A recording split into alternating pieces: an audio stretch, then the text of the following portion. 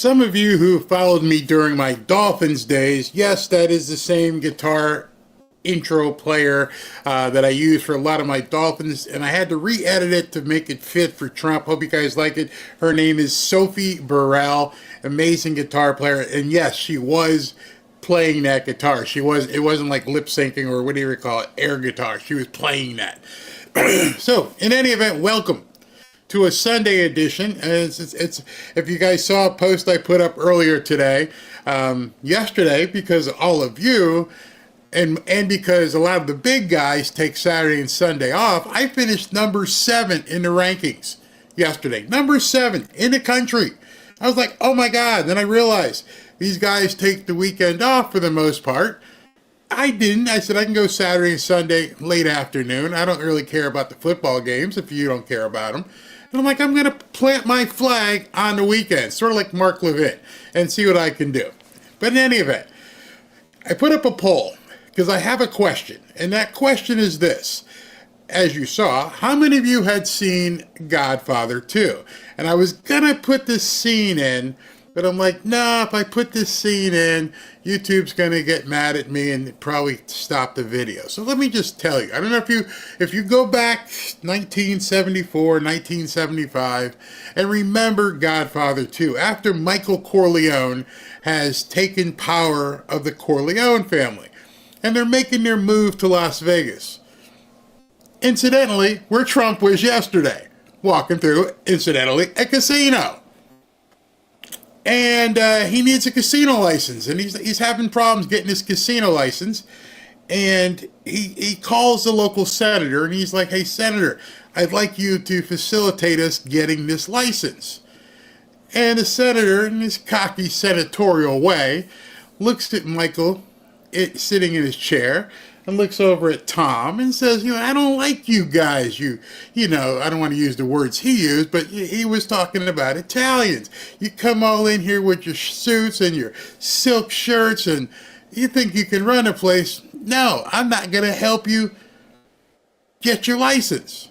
And Michael says to him, listen, I know you don't want to answer right now, but I need to have your answer in 24 hours whether or not you're going to get this license. Those you guys are starting to remember this part. And he looks at him and goes, I'll give you my license. I'll give you my answer right now. I don't need to wait 24 hours. You can kiss my butt. And walks out. Well, it segues to another part of the movie. And Mr. Senator, like many of our current senators, has a certain proclivity for the dark side. And he wakes up not knowing where he is. He's in a seedy hotel room with what looks to be a prostitute, and she's unalive. And he's like freaking out because it's going to ruin his reputation. He's like, oh my gosh, I don't know what to do. But there was an important part in that meeting that I just omitted. You see, in that meeting, he goes, not only would I like you to get the license, but I'd like you to put up the $10,000 fee. That's what Michael asked of the senator. You get it, you pay for it. I ain't doing that. So he ends up in a bed filled with blood with this unalived, woman. And like, what do I do? And Tom walks in with a smile. Don't worry about it. Nobody knows who she is. She's from another country. And my brother, Fredo, owns this place, so we could take care of it for you. But it comes with a price. You're going to have to do what Michael asked you. And I bring this all up because our president is gangster. Our president is gangster personified. Don't take my word for it. Nope, you don't have to take my word for it. Trump posted this. Let's see what time this went up, because I could not believe this. Trump posted this it's AI generated, obviously, but it's Trump in a fedora in a pinstripe suit with right in front of a sign that says FAFO, which some of you guys may know means F around and find out.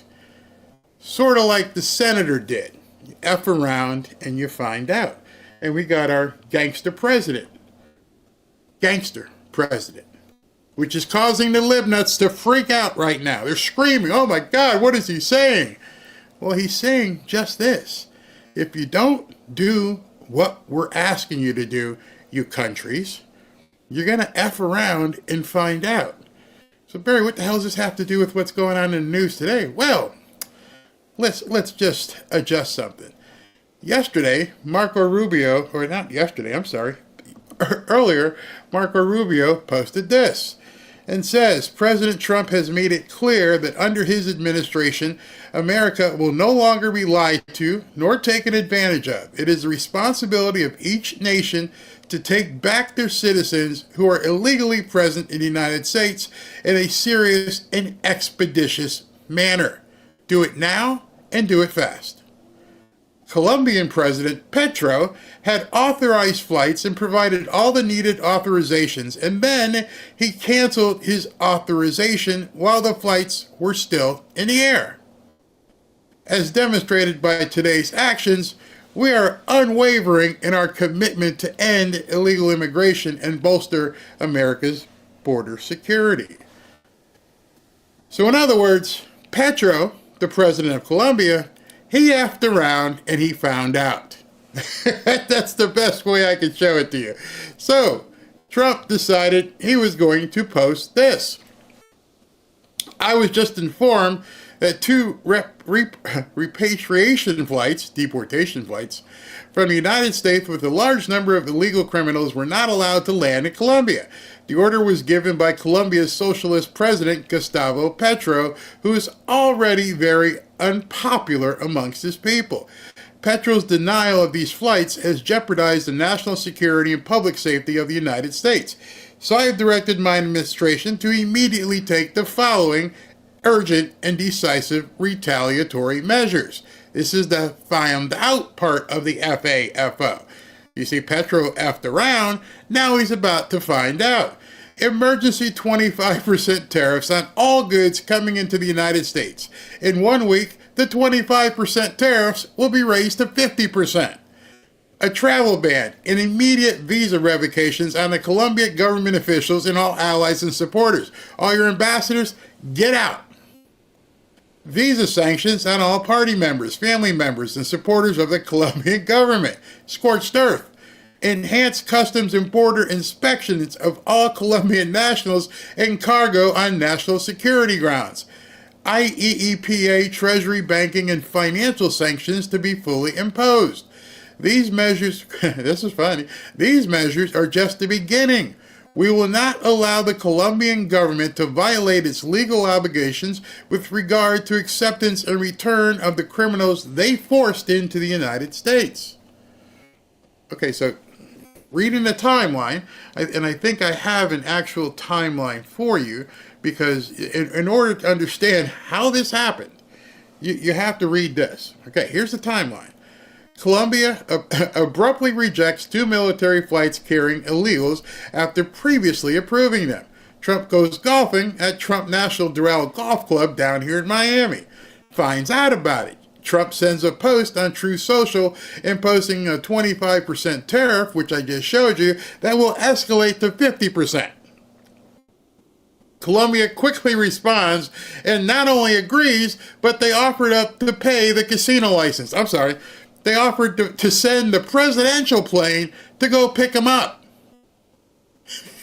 Trump posted an AI photo of himself with the text FAFO, a very eventful Sunday. We done got ourselves a gangster. We done got ourselves a gangster president. It's just amazing, and it happened so fast. An hour after Trump promised to drop sanctions and tariffs on Colombia, Colombian President Petro is now offering the presidential plane to help retrieve deportees. Trump made Petro bend the knee, and in record time. That's your president. That's my president. That's the guy we voted for. That's the guy who said, I'm going to do what we need to do to protect America.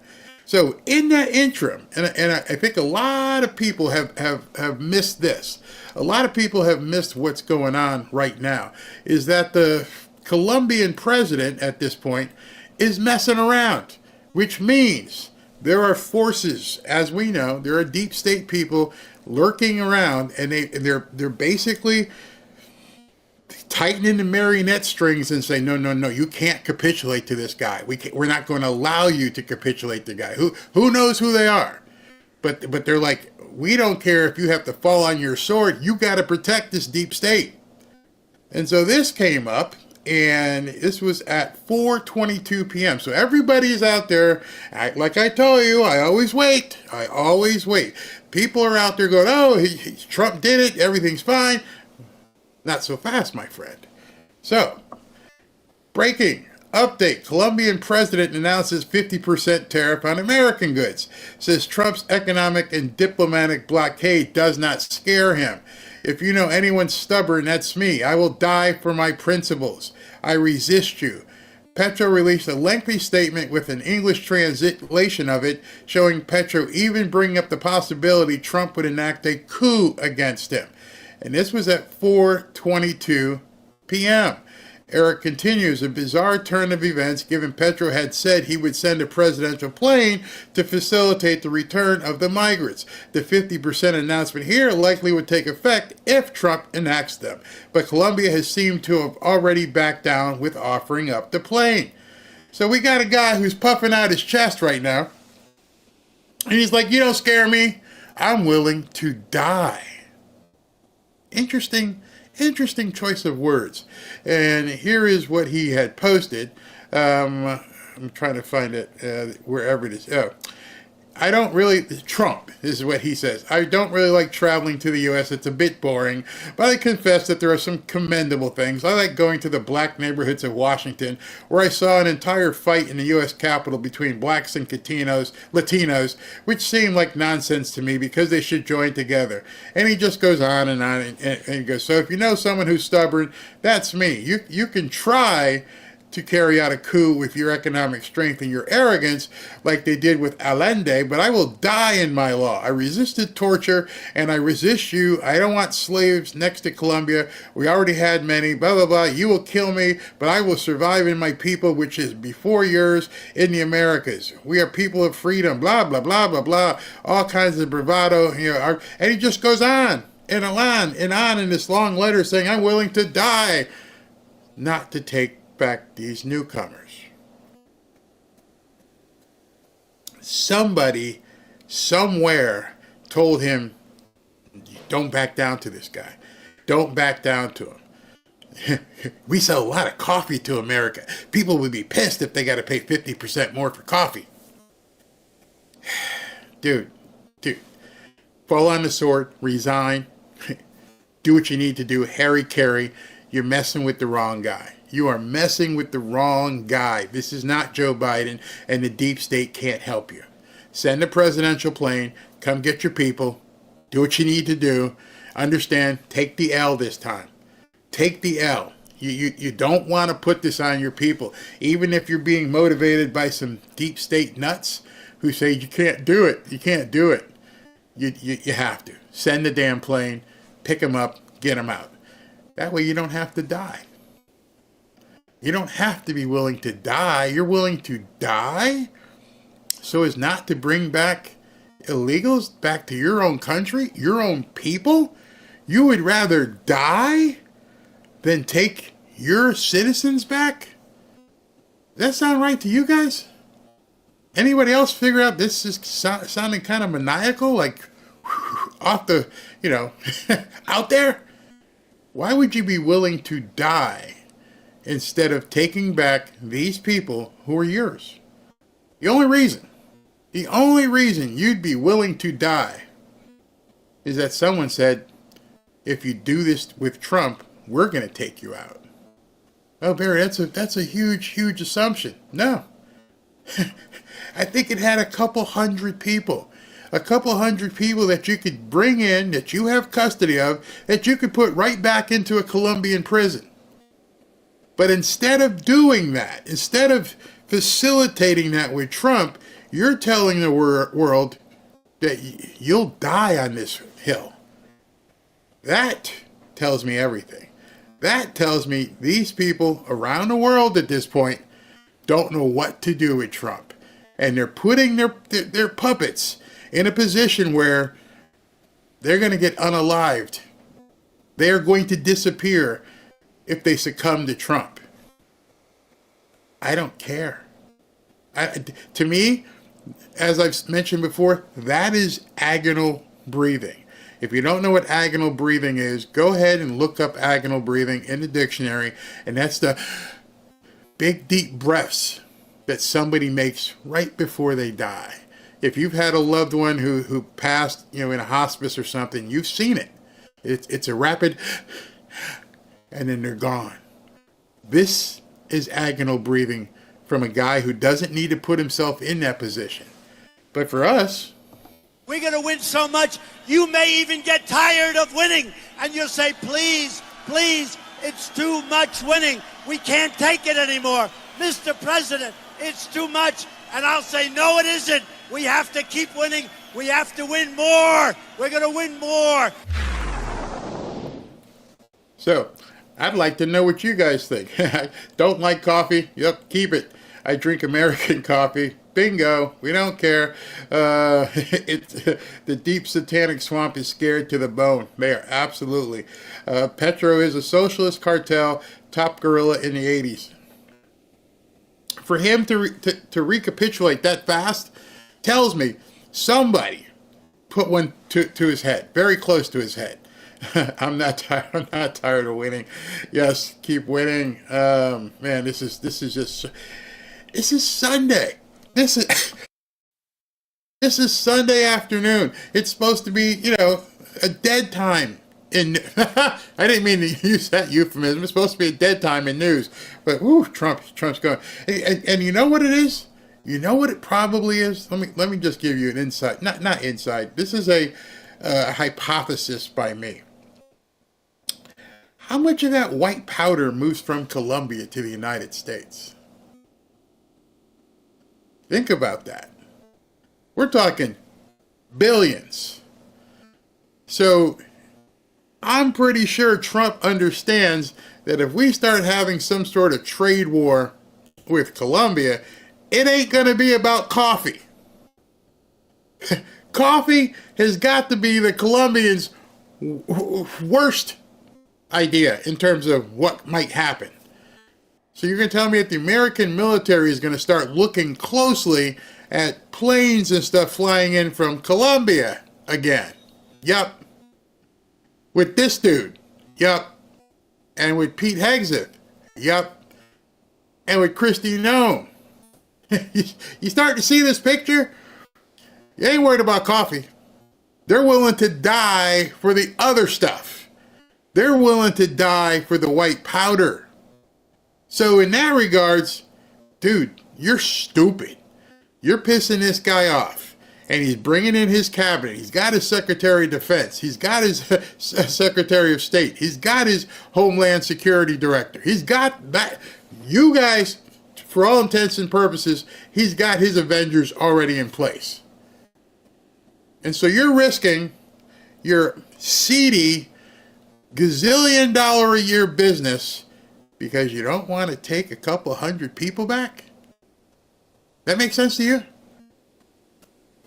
Because there's obviously something else going on here with the movement across the globe of all these newcomers. There has to be a reason somewhere back there that's so friggin' important that they're willing to risk that. Because I'm telling you right now, you will not be able to get so much as a tub full of water floating across the ocean.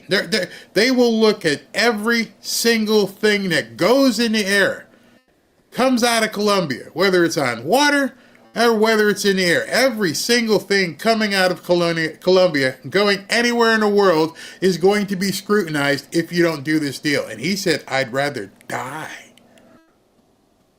I'm going to just let that settle in. Just let that settle in for a little bit. Scary things going on.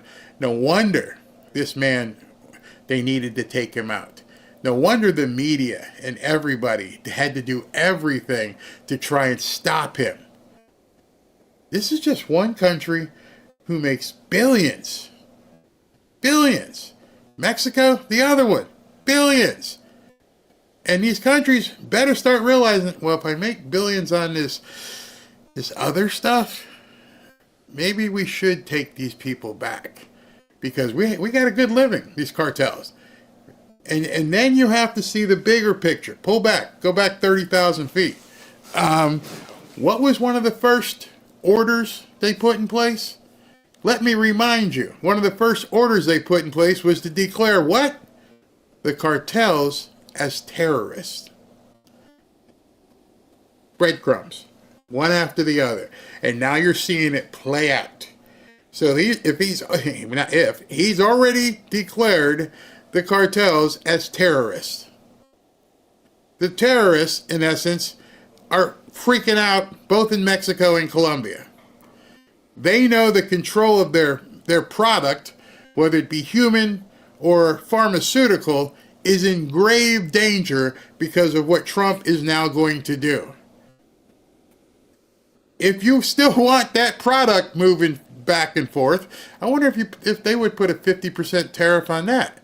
Can you imagine what the price of the powder would be if it's up 50%? That would be the best one. Oh, no more, please. That's a little bit too expensive.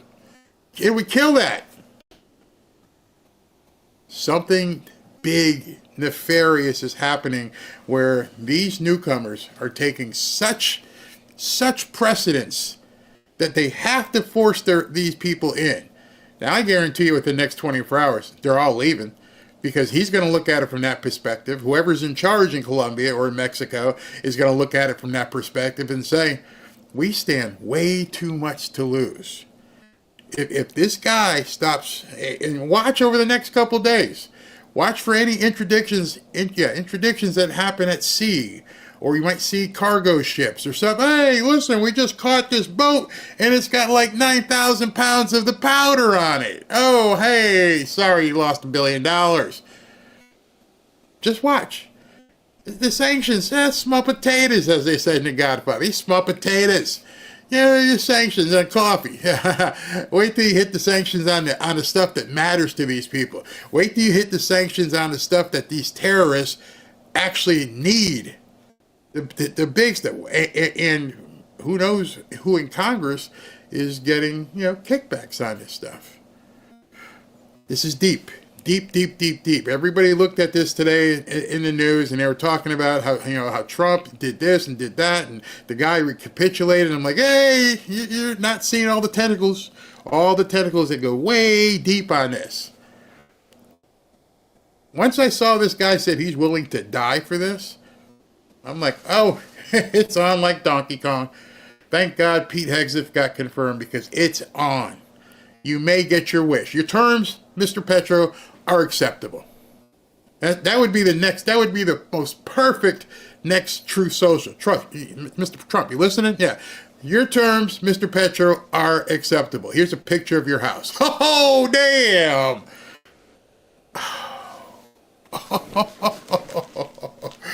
You said it. I didn't. You're saying you're willing to die. We would like to help you. That being said,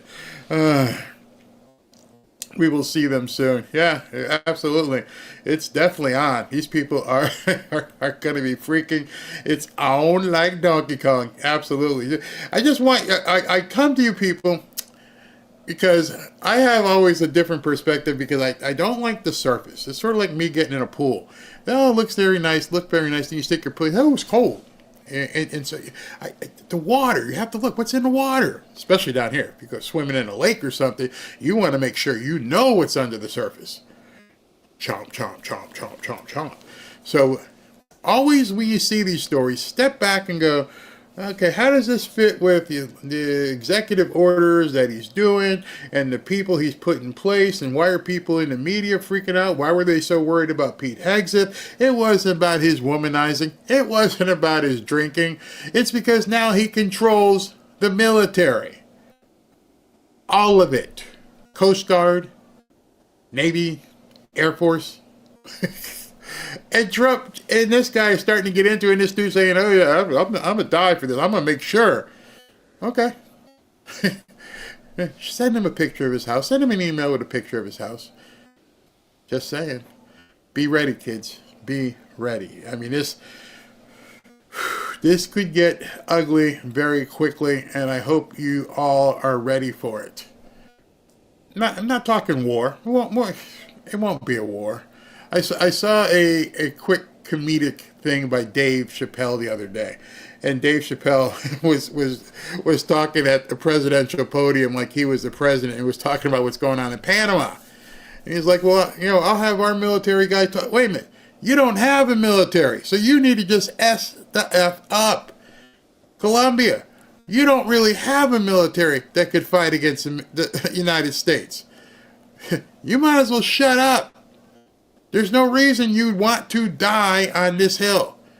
It doesn't make any sense why this is a do or die moment for Colombia.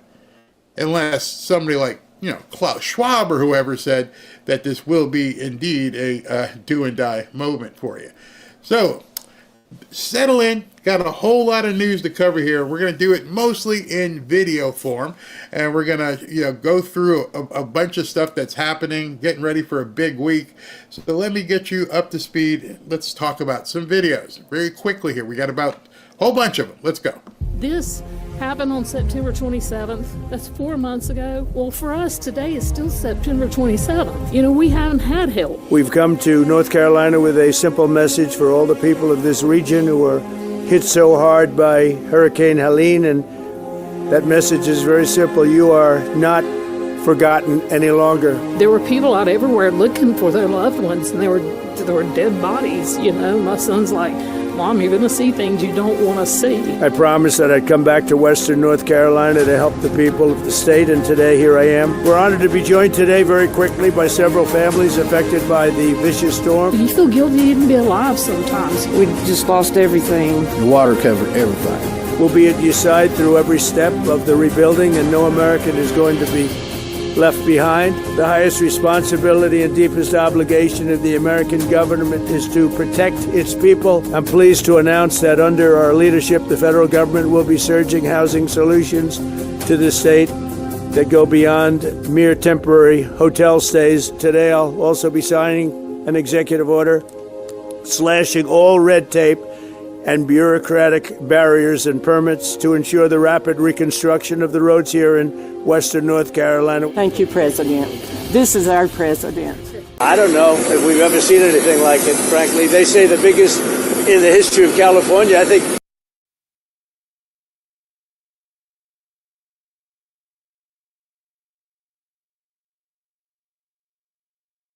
Sorry. Listen to what he says right here. He's talking about when he flew over and looked at the damage. And he's in California now. And he's talking about what happened. I want you to listen to this. This is eerie. Has anything bigger than that happened in the whole country ever? It looks like, I don't want to say what it looks like, but you know what I'm going to say. It looks like something hit it. And we won't talk about what hit it, but it is a bad, bad situation. I didn't think. We don't want to talk about what could have hit it.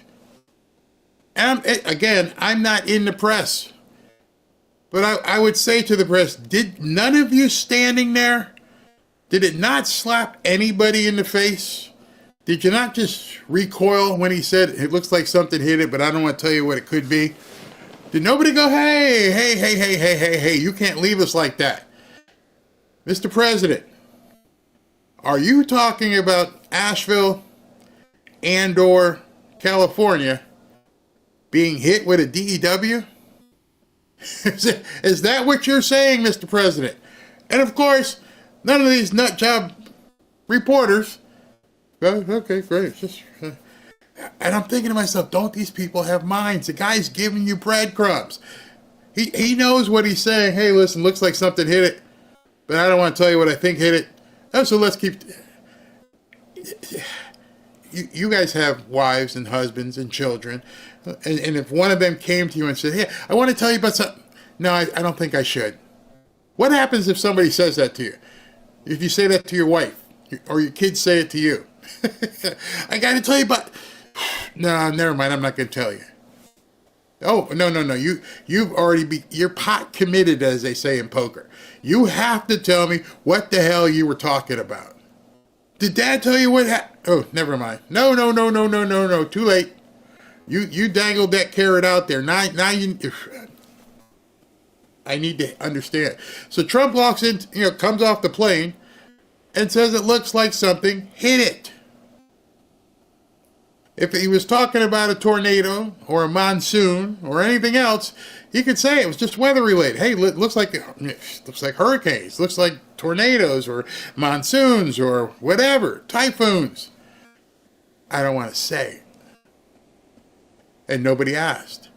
And so now you have to wonder about everything else, because there are now people saying out there, and I'm talking reputed people, not conspiratorial nut jobs. There are people out there asking that question. Man, that looks like a DEW. How come the lawns in some of these houses are still green? How come some of if you've seen the video of, see, I'm going to do it to you right now. Like, I'm not going to go there because of these people, because I know they're listening. But start doing your own digging on what a DEW is. Start looking and going around and make sure you're looking at reputable sources and start seeing the chatter that's talking about DEWs all the way back to Maui. And none of our media ever wants to talk about it. There is some weird stuff going on right now. There is some weird stuff that's been happening for quite some time. And all this stuff about drones and all this other stuff, these aren't fantasies. And I've said it many times on my channel here, there are no conspiracies. It's just information you have not been made aware of yet. Remember the very first time, and some of you may not have seen one. But Robin and I were on the beach in Fort Lauderdale when we had the pleasure of being introduced to the stealth bomber. And we remember this thing came by and we went, what the hell is that? OMG. If you've never seen a stealth bomber, that's what your face will look like when you see it. You're like, that's not a plane. Oh no, what is that thing? It was so top secret that for the Fort Lauderdale Air and Sea Show, the first time we saw it, it took off in Oklahoma or Arkansas or somewhere, came all the way to the East Coast, did one pass, and then flew all the way back to Oklahoma or Arkansas. But we got to see it. And it was flipping amazing. So there's a lot of technology that we don't know anything about. I bet you if someone had told you, I'm going to leave you with this on it. If someone had told you as recently as, 2 months ago, here's what we're going to do. We're going to shoot a rocket up into space. Oh, then you're going to splash down in the ocean like we've seen it many times. No. We're going to bring it back and park it right back on the pad. You'd have laughed at me. You're an idiot. Oh, you're such an idiot, Barry. There is no way you could send a rocket up into space and then bring it back and park it. And now it's happened twice in the last month or so. So much so that our president said he was on the phone and what the hell is that? Remember? He wasn't joking. He was telling you, I was on the phone with somebody doing a big deal, and I'm watching on TV, and I'm like, what is this? Remember he said that? What? And he said, he put the phone down, the guy was on hold, and he couldn't believe what he was seeing. He was watching a rocket come out of the sky and get parked. So don't tell me, and don't tell other people in this chat, that a DEW is some sort of conspiratorial fantasy. Because I just watched the rocket get parked twice, and we've never seen that before. But it's going to take some work. It's going to have to, and our president just alluded to it. Someone has spoken to him, obviously, or he's done his own research. But in any event, you heard him say it. I don't want to go there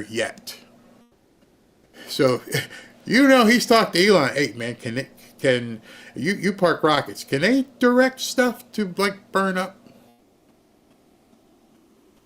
I don't like that conversation. I don't want to be in that conversation, but obviously that's what he was talking about. Then we get this Democrat scumbag.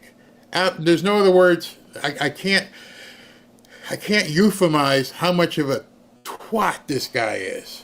I was going to make it, but we did make it out, and we made it to the top of the road, and we were kind of stuck there for hours because we couldn't get out any of the ways because it was flooded all the way around. It took us hours, and we sat there, and finally it receded enough to where we could actually get out. It was probably like close to midnight, and it started like 5-6 o'clock in the morning.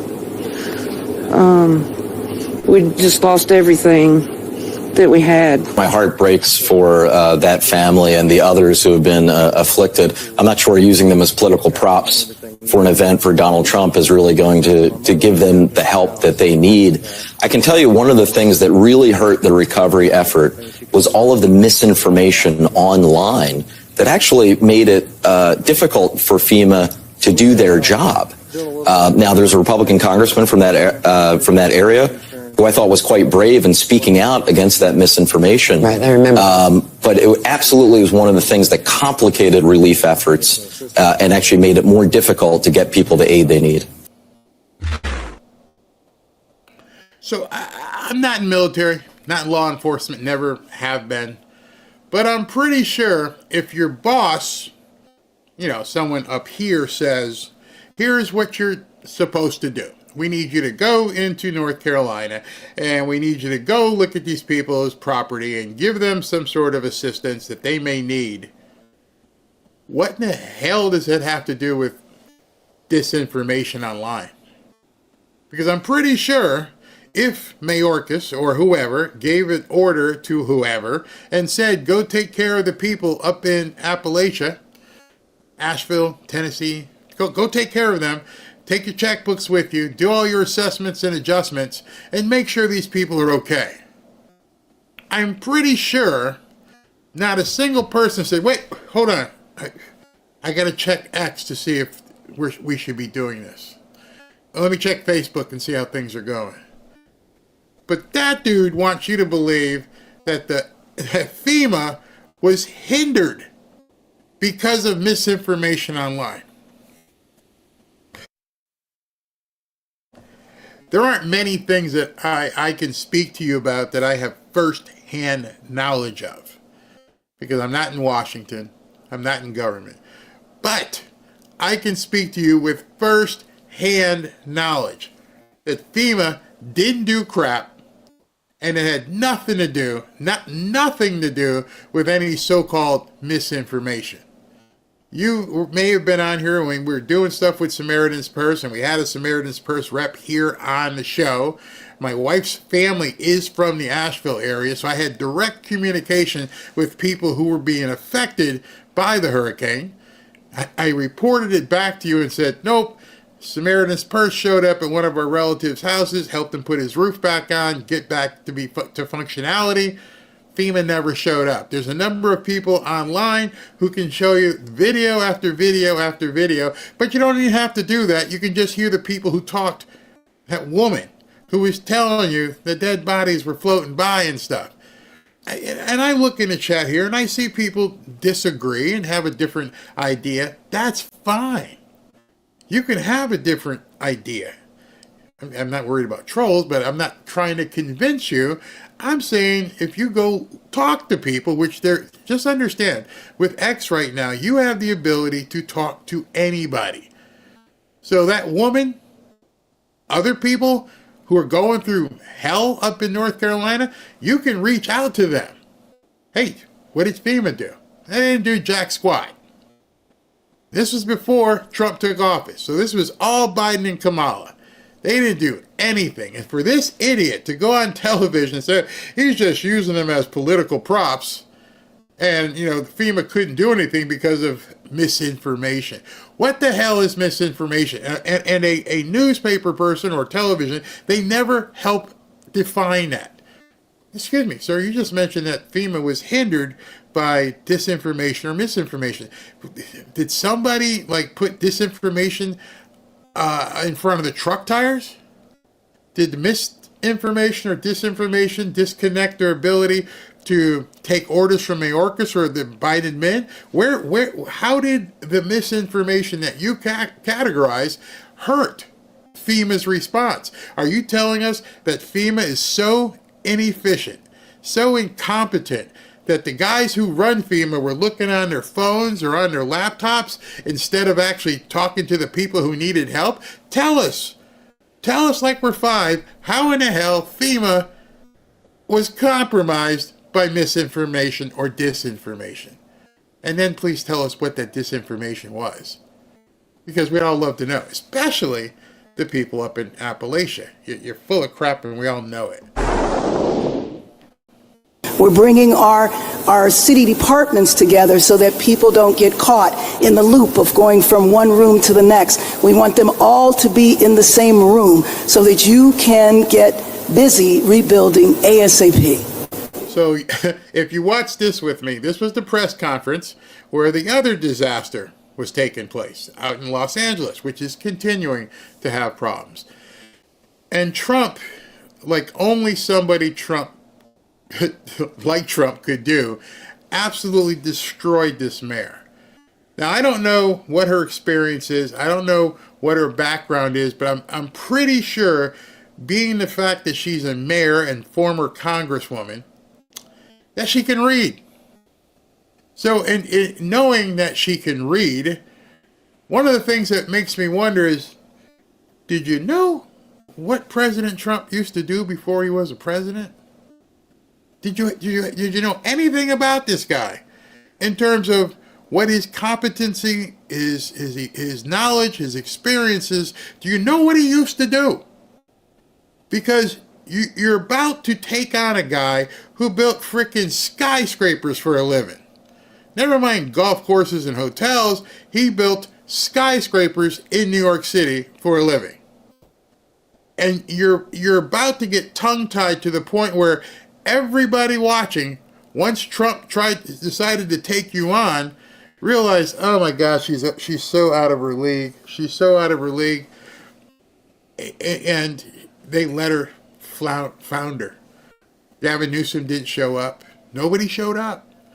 And eventually they took the microphone from her, like, dude, just stop. Stop. You're embarrassing yourself right now. And Trump is just being Trump. Because he knows this stuff like the back of his hand. Like, no, that's not... You watch. Absolutely. Yes.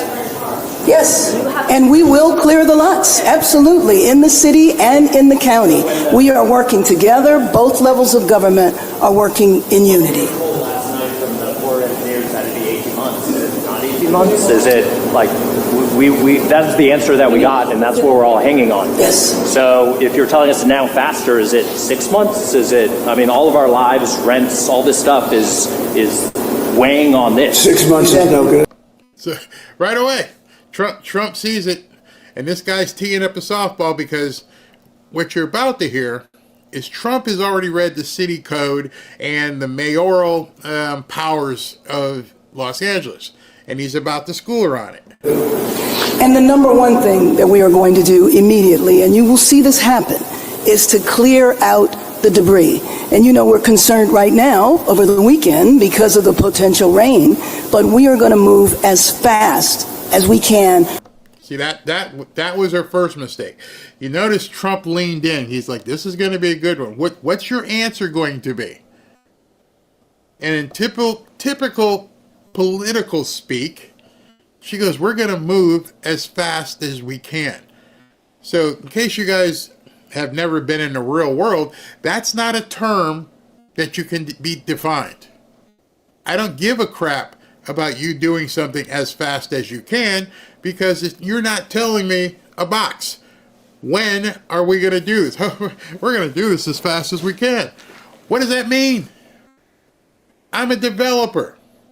I'm a construction guy.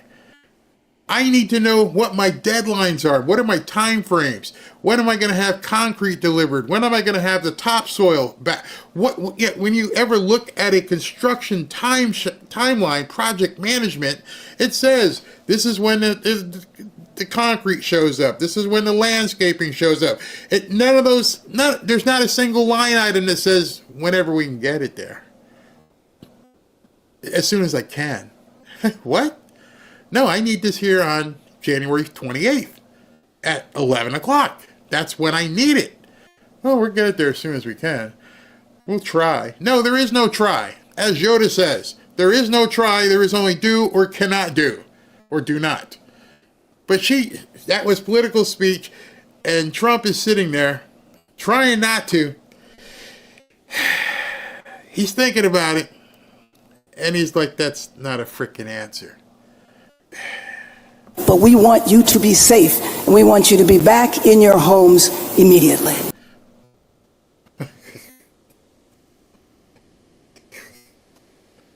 If you wanted me to be safe, you would have put out the frickin' fire. If you cared about my safety, when the firemen turned the hose on, water would have frickin' came out.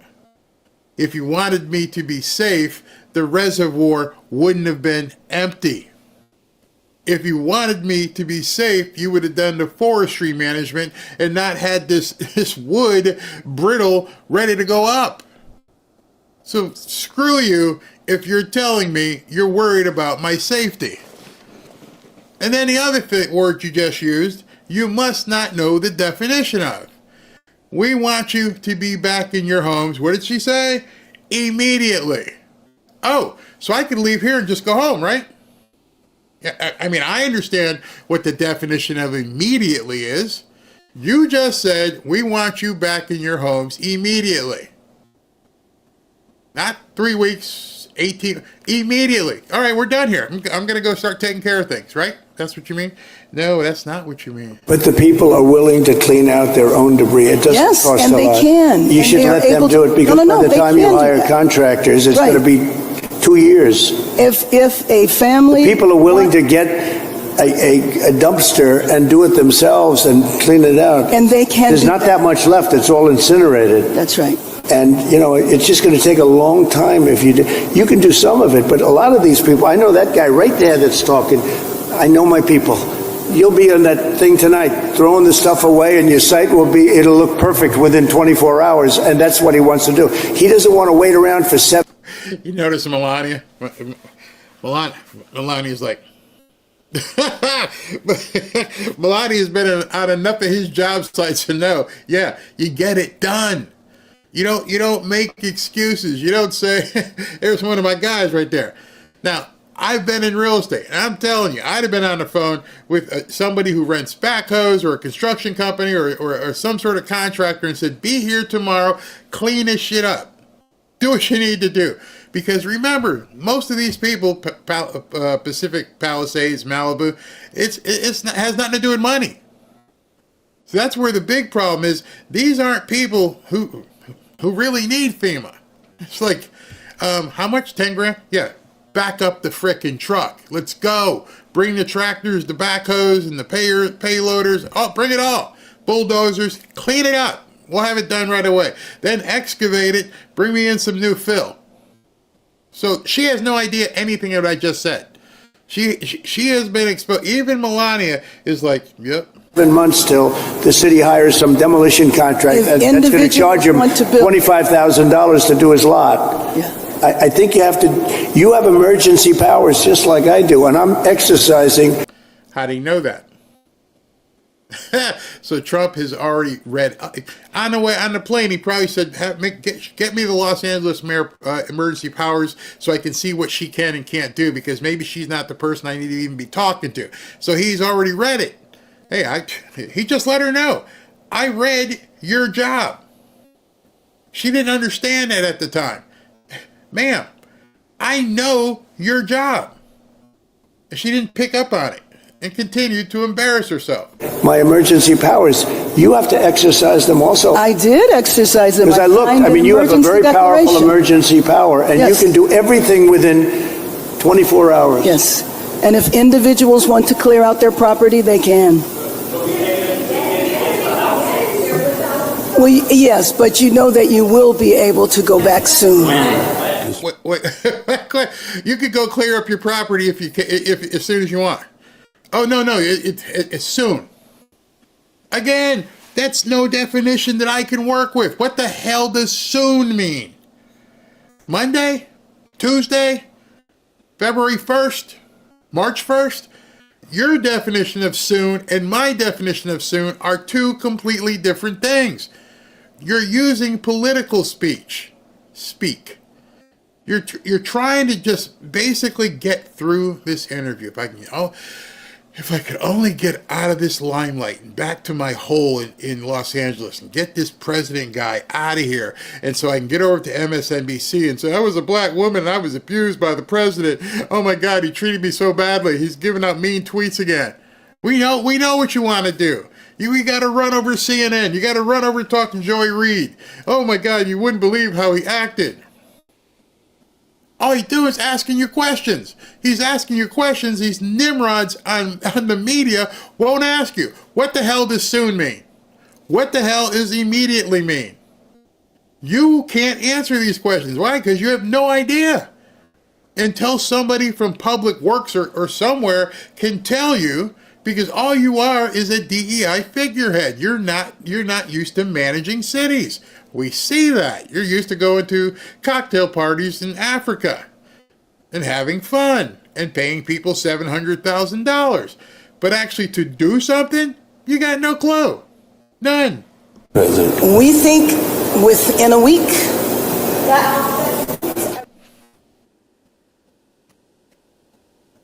You hear the words came out of her mouth. I know I stopped this a lot. Yeah, I need you, when you're watching the news, to concentrate on what people say. We think in about a week. Number one, who the hell is we? And is we in the room so we can talk to we? Because I don't know if we has a microphone. And what the hell does in about a week mean? That's why Trump, you can look, hold on. You can look and call a body language expert. He's sitting with his hands between his legs and looking down. The dude's ready to explode. Man, this woman is driving me crazy. I can't take much more of this idiocy. I don't know what to say. That's a long time, a week. I'll be honest. To me, everyone's standing in front of their house. They want to go to work and they're not allowed to do it. And the most important thing is for people time. to be safe. They're safe. They're safe. You know what? They're not safe. They're not safe now. They're going to be much safer. A week is actually a long time, the way I look at it. I watched hundreds of people standing in front of their lots, and they're not allowed to go in. It's all burned. It's gone. It's done. Nothing's going to happen to it. It's not going to burn anymore. There's nothing to burn. There's almost nothing to burn. And they want to go in. The people are all over the place. They're standing, and I say, why aren't you going in? We're trying to get a permit, and the permit's going to take them. Everybody said 18 months. You said 18 months. So he was dead on. Again, he must have done his homework, that it's going to take 18 months. The mayor didn't do her homework. You're not going to believe the next video coming up. You said 18 months. That was last night. And that was last night. On that. He just wants to clear the law. We can't even see our homes right now. We are blocked from entering our streets. Right. We can't even, this is our first time we saw our house, was yesterday. My answer is going to be more about when it will be time for you to begin rebuilding on your properties, the timing for that. So as everybody recognized, I think we have to get the streets in place, we have to get the power in place, and gas and other utilities in place as a part of this. And one significant step is debris removal. So debris removal is this phase 2, as Supervisor already clearly described everyone, taking out toxic and then getting into the community with our partners from Army Corps of Engineers on an opt-in program to clear all of the lots, commercial and residential, of all of the debris that's on your sites, so that we basically take it down 6 inches down and leave you with a buildable pad. And that's while you are pursuing your building permits, we will be working to get that pad ready. While you're pursuing your building permits. So you're going to be doing all this work. And how long is it going to take you to do your work? Because now you're telling me to go look at building permits, which the mayor just said we were going to expedite it so there wouldn't be any. Just take, and Trump was telling her earlier in that conference, hey, listen, they should have a 10 to 15% variance. If they want to build 10% more square footage, they should be able to. But go ahead and pursue your stuff while we're working. Ready for reconstruction. What we know from experience, and Colonel's on the line too, he can answer this. We know that the first phase will take some time. Phase 1 will take up to 3 months, maybe even longer, 6 months to get the toxics off. At the same time that is occurring, we'll be coming behind you with the process of debris removal. The debris removal can take up to 18 months, Supervisor. I'm sorry. Did he just say what Trump said to her? 18. This guy is the Los Angeles County Public Works Director. And right after the mayor sat there trying to go toe-to-toe with Trump, he comes out and talks to the people in a Zoom call and said, yeah, it's going to take 18 months. And I'm going to stop there. The president reiterated what he wants California to do, meet certain conditions before they can get federal aid. I want two things. I want voter ID for the people of California. They all want it. Right now, you don't have voter ID. People want to have voter identification. You want to have proof of citizenship. Ideally, you have one-day voting, but I just want voter ID as a start, and I want the water to be released, and they're going to get a lot of help from the U.S. Oh, you're recording? I haven't. I haven't been able to get to the House since January 7th. It's right. January 25th. Correct, sir. President Trump said that we could go now.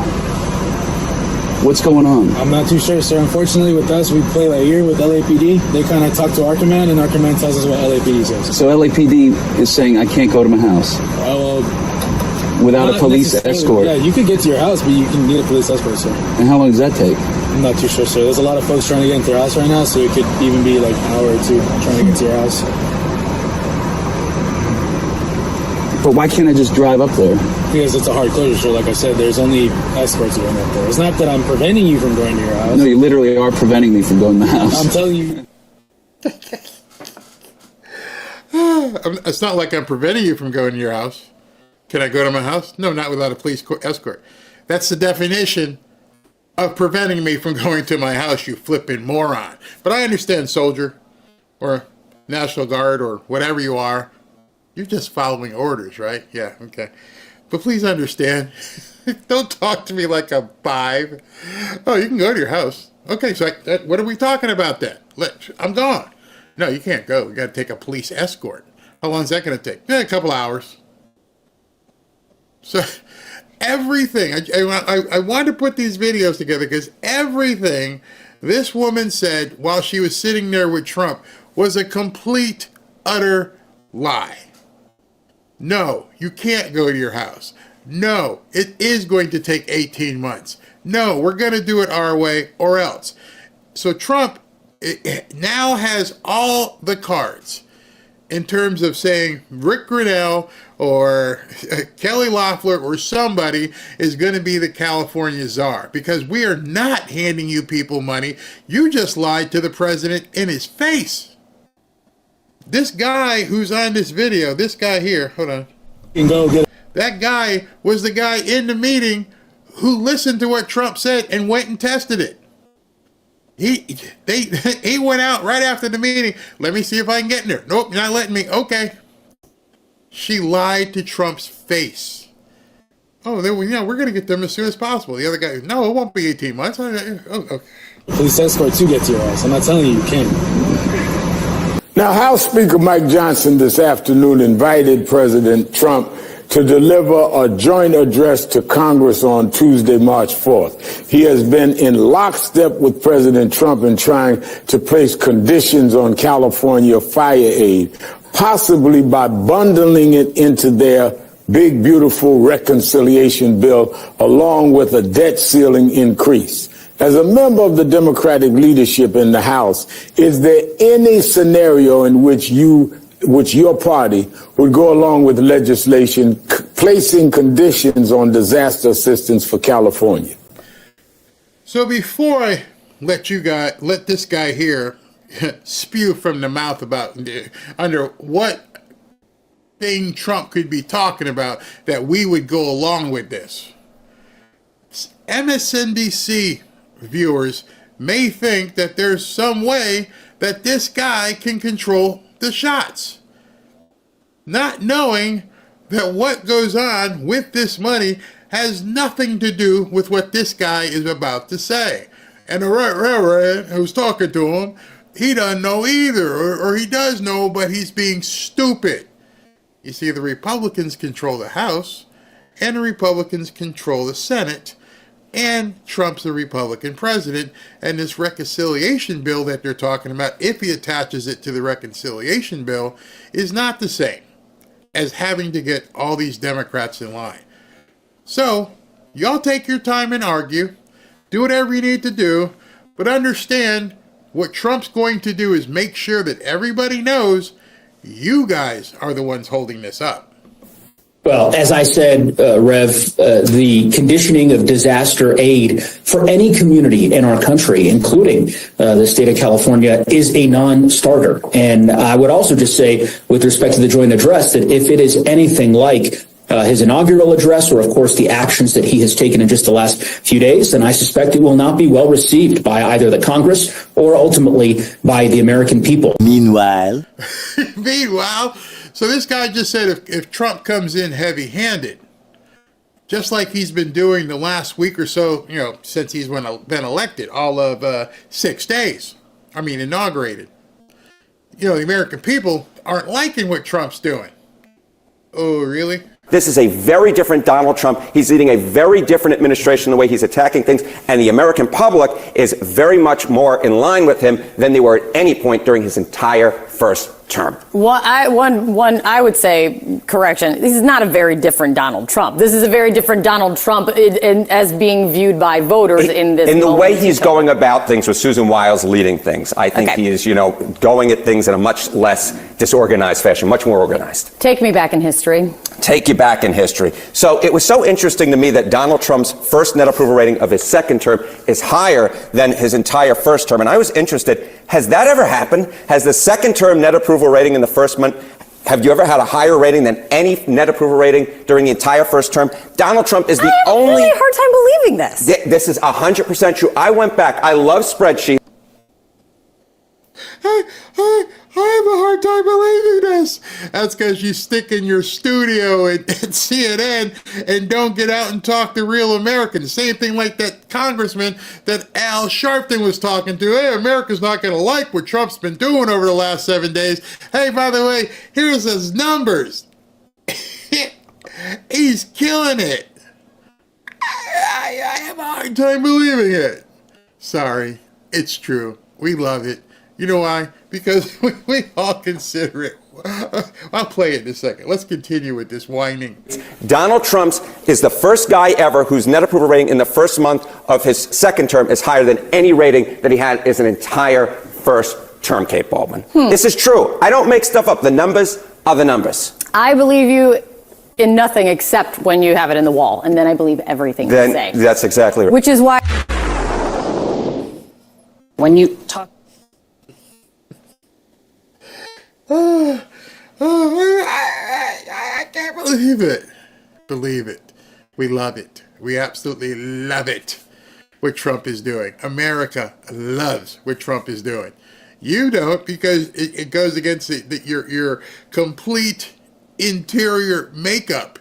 You voted for Kamala. You loved Biden. And now you're seeing America embrace President Trump. They're all going out like this and saying, thank you. Thank you, President Trump.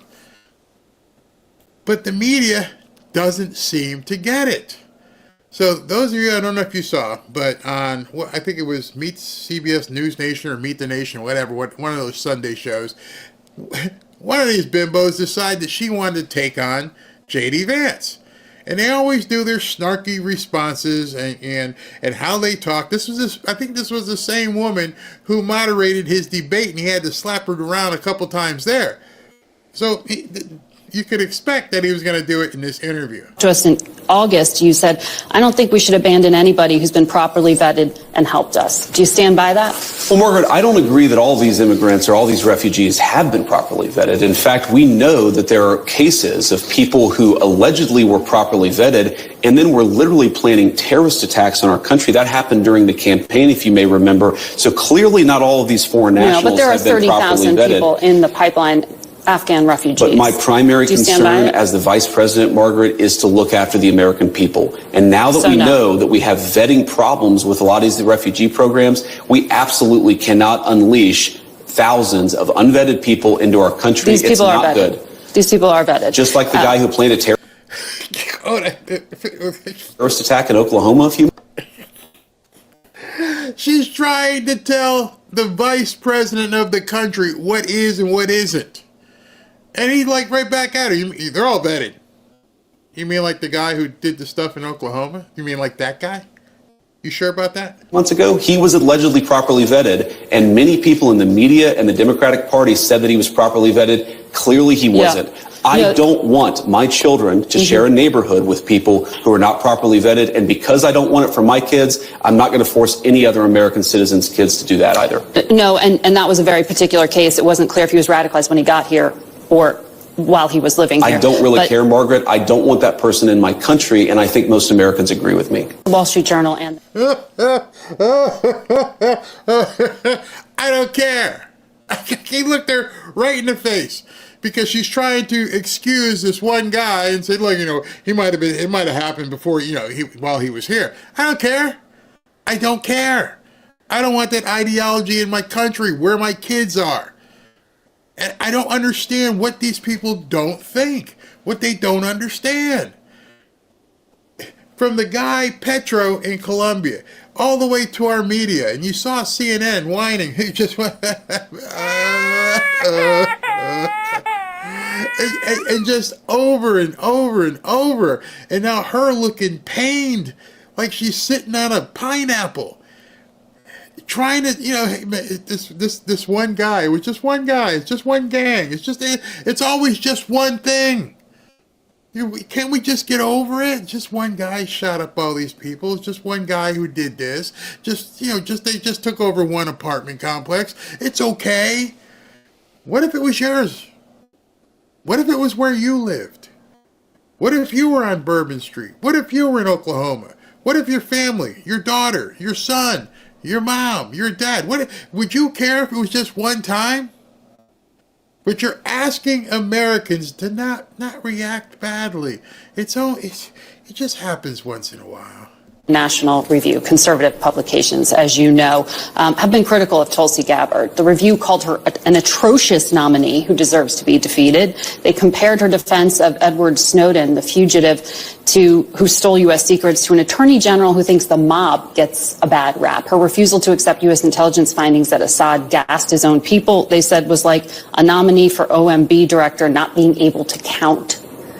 Does any of this give you pause putting her in charge of the U.S. intelligence community? Yes or no? No, Margaret, look, these are publications that attacked Donald J. Trump obsessively, but those publications don't determine who the president is, the American people do. Him. And Donald J. Trump is the person who determines who his cabinet is, not these publications that I think, frankly, have lost relevance. The Senate will.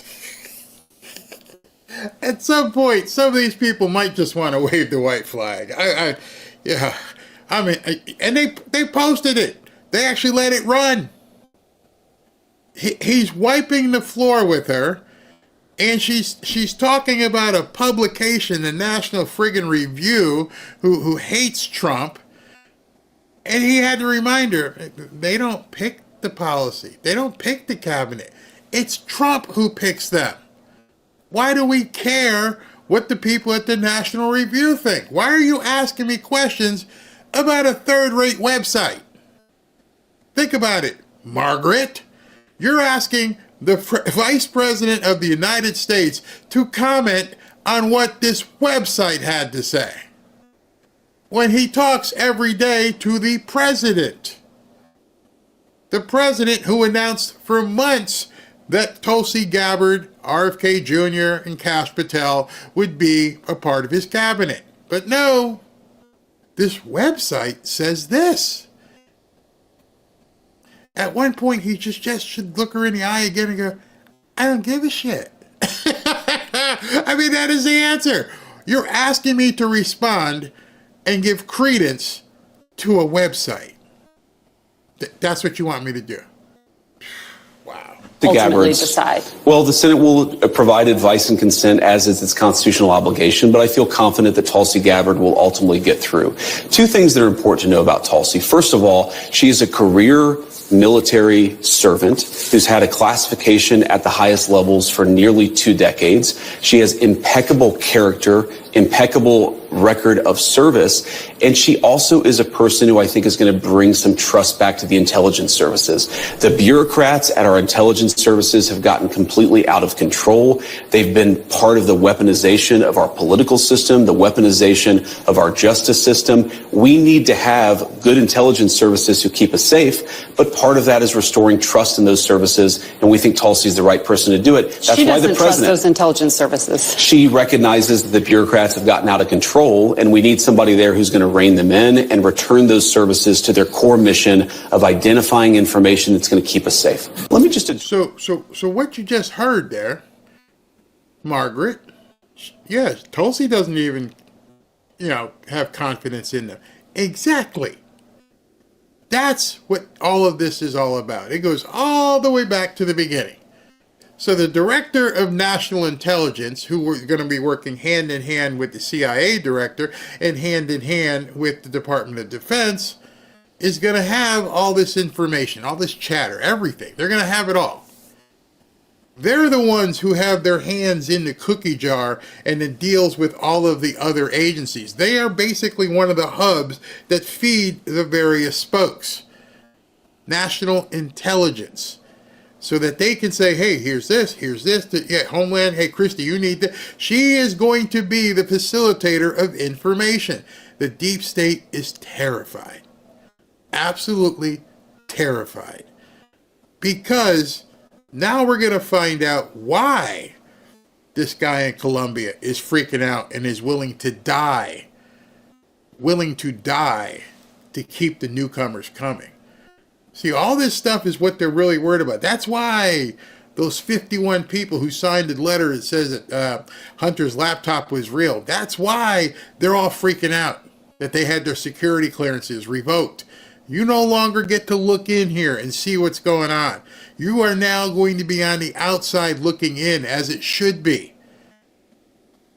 They're cleansing all of these people. Fired all these inspector generals. Get rid of all of them. We don't want people who shouldn't be looking in and then giving what they're seeing to other countries. And the rats right now are scurrying. They're terrified because they're about to be locked out. Completely shut out. Address this particular issue, Margaret, because as a practicing Catholic, I was actually heartbroken by that statement. And I think that the U.S. Conference of Catholic Bishops needs to actually look in the mirror a little bit and recognize that when they receive over $100 million to help resettle illegal immigrants, are they... Okay. So, this big global object, giant monolith of people getting money globally, hundreds and millions, maybe billions of dollars, all working in cohesion to facilitate newcomers coming to, well, they've already basically taken over Europe, but now we need to get them over here, and now Trump's won. And so, the coalition of Christian crooks, Catholic crooks, whatever it's called, they got $100 million to move people over here. And so the Pope decides he's going to, wave the finger at Trump now and go, you're doing very bad. I went to Rome. Rob and I went to Rome. We did the whole catechism, whatever you call it, all the way underneath the Vatican, did the tour in the tombs and walked around and St. Peter's Square, and it was just awesome. And I didn't see any illegals. There were no tents. big, vast. You've seen it. You've seen, the piazza. It's huge. You've seen the big, huge wall with the gun turrets. Oh, it's amazing. It's a beautiful structure. Then you go inside and go, oh my God, there must be gazillion dollars worth of gold in here. And you have churches all around the world, Catholic churches, which I went to, full disclosure, as a young boy. I was an altar boy, taking money every Sunday from billions of people. But you didn't have any illegals in St. Peter's Square. There were none in all these 150, 500 rooms in the Vatican. Every time we walked in one, nope, it was gold and looked perfect. Didn't see one newcomer. But you want to wave your hand at us. You want to point fingers and say, Trump's doing bad. Come on, Pope. You got a whole lot of land out there. I bet you could put 600 tiny houses in that square. Probably more. I bet you have churches and archdioceses across the country. Shut down those churches. Let people in. Move in. Turn them into, commercial housing. Bring them all in. You're a hypocrite. You're a hypocrite. And you're part of the global movement as well. Worried about humanitarian concerns, or are they actually worried about their bottom line? We are going to enforce immigration law. We're going to protect the American people. Yeah. Donald Trump promised to do that. And I believe the U.S. Conference of Catholic Bishops, if they're worried about the humanitarian costs of immigration enforcement, let them talk about the children who have been sex trafficked because of the wide open border of Joe Biden. You personally support them going into people like schools Laken and Riley churches. who were brutally murdered. I support us doing law enforcement against violent criminals, whether they're illegal immigrants or anybody else, in a way that keeps us safe. A lot of things that contributed. You asked him, Margaret. So you're okay with them going into schools?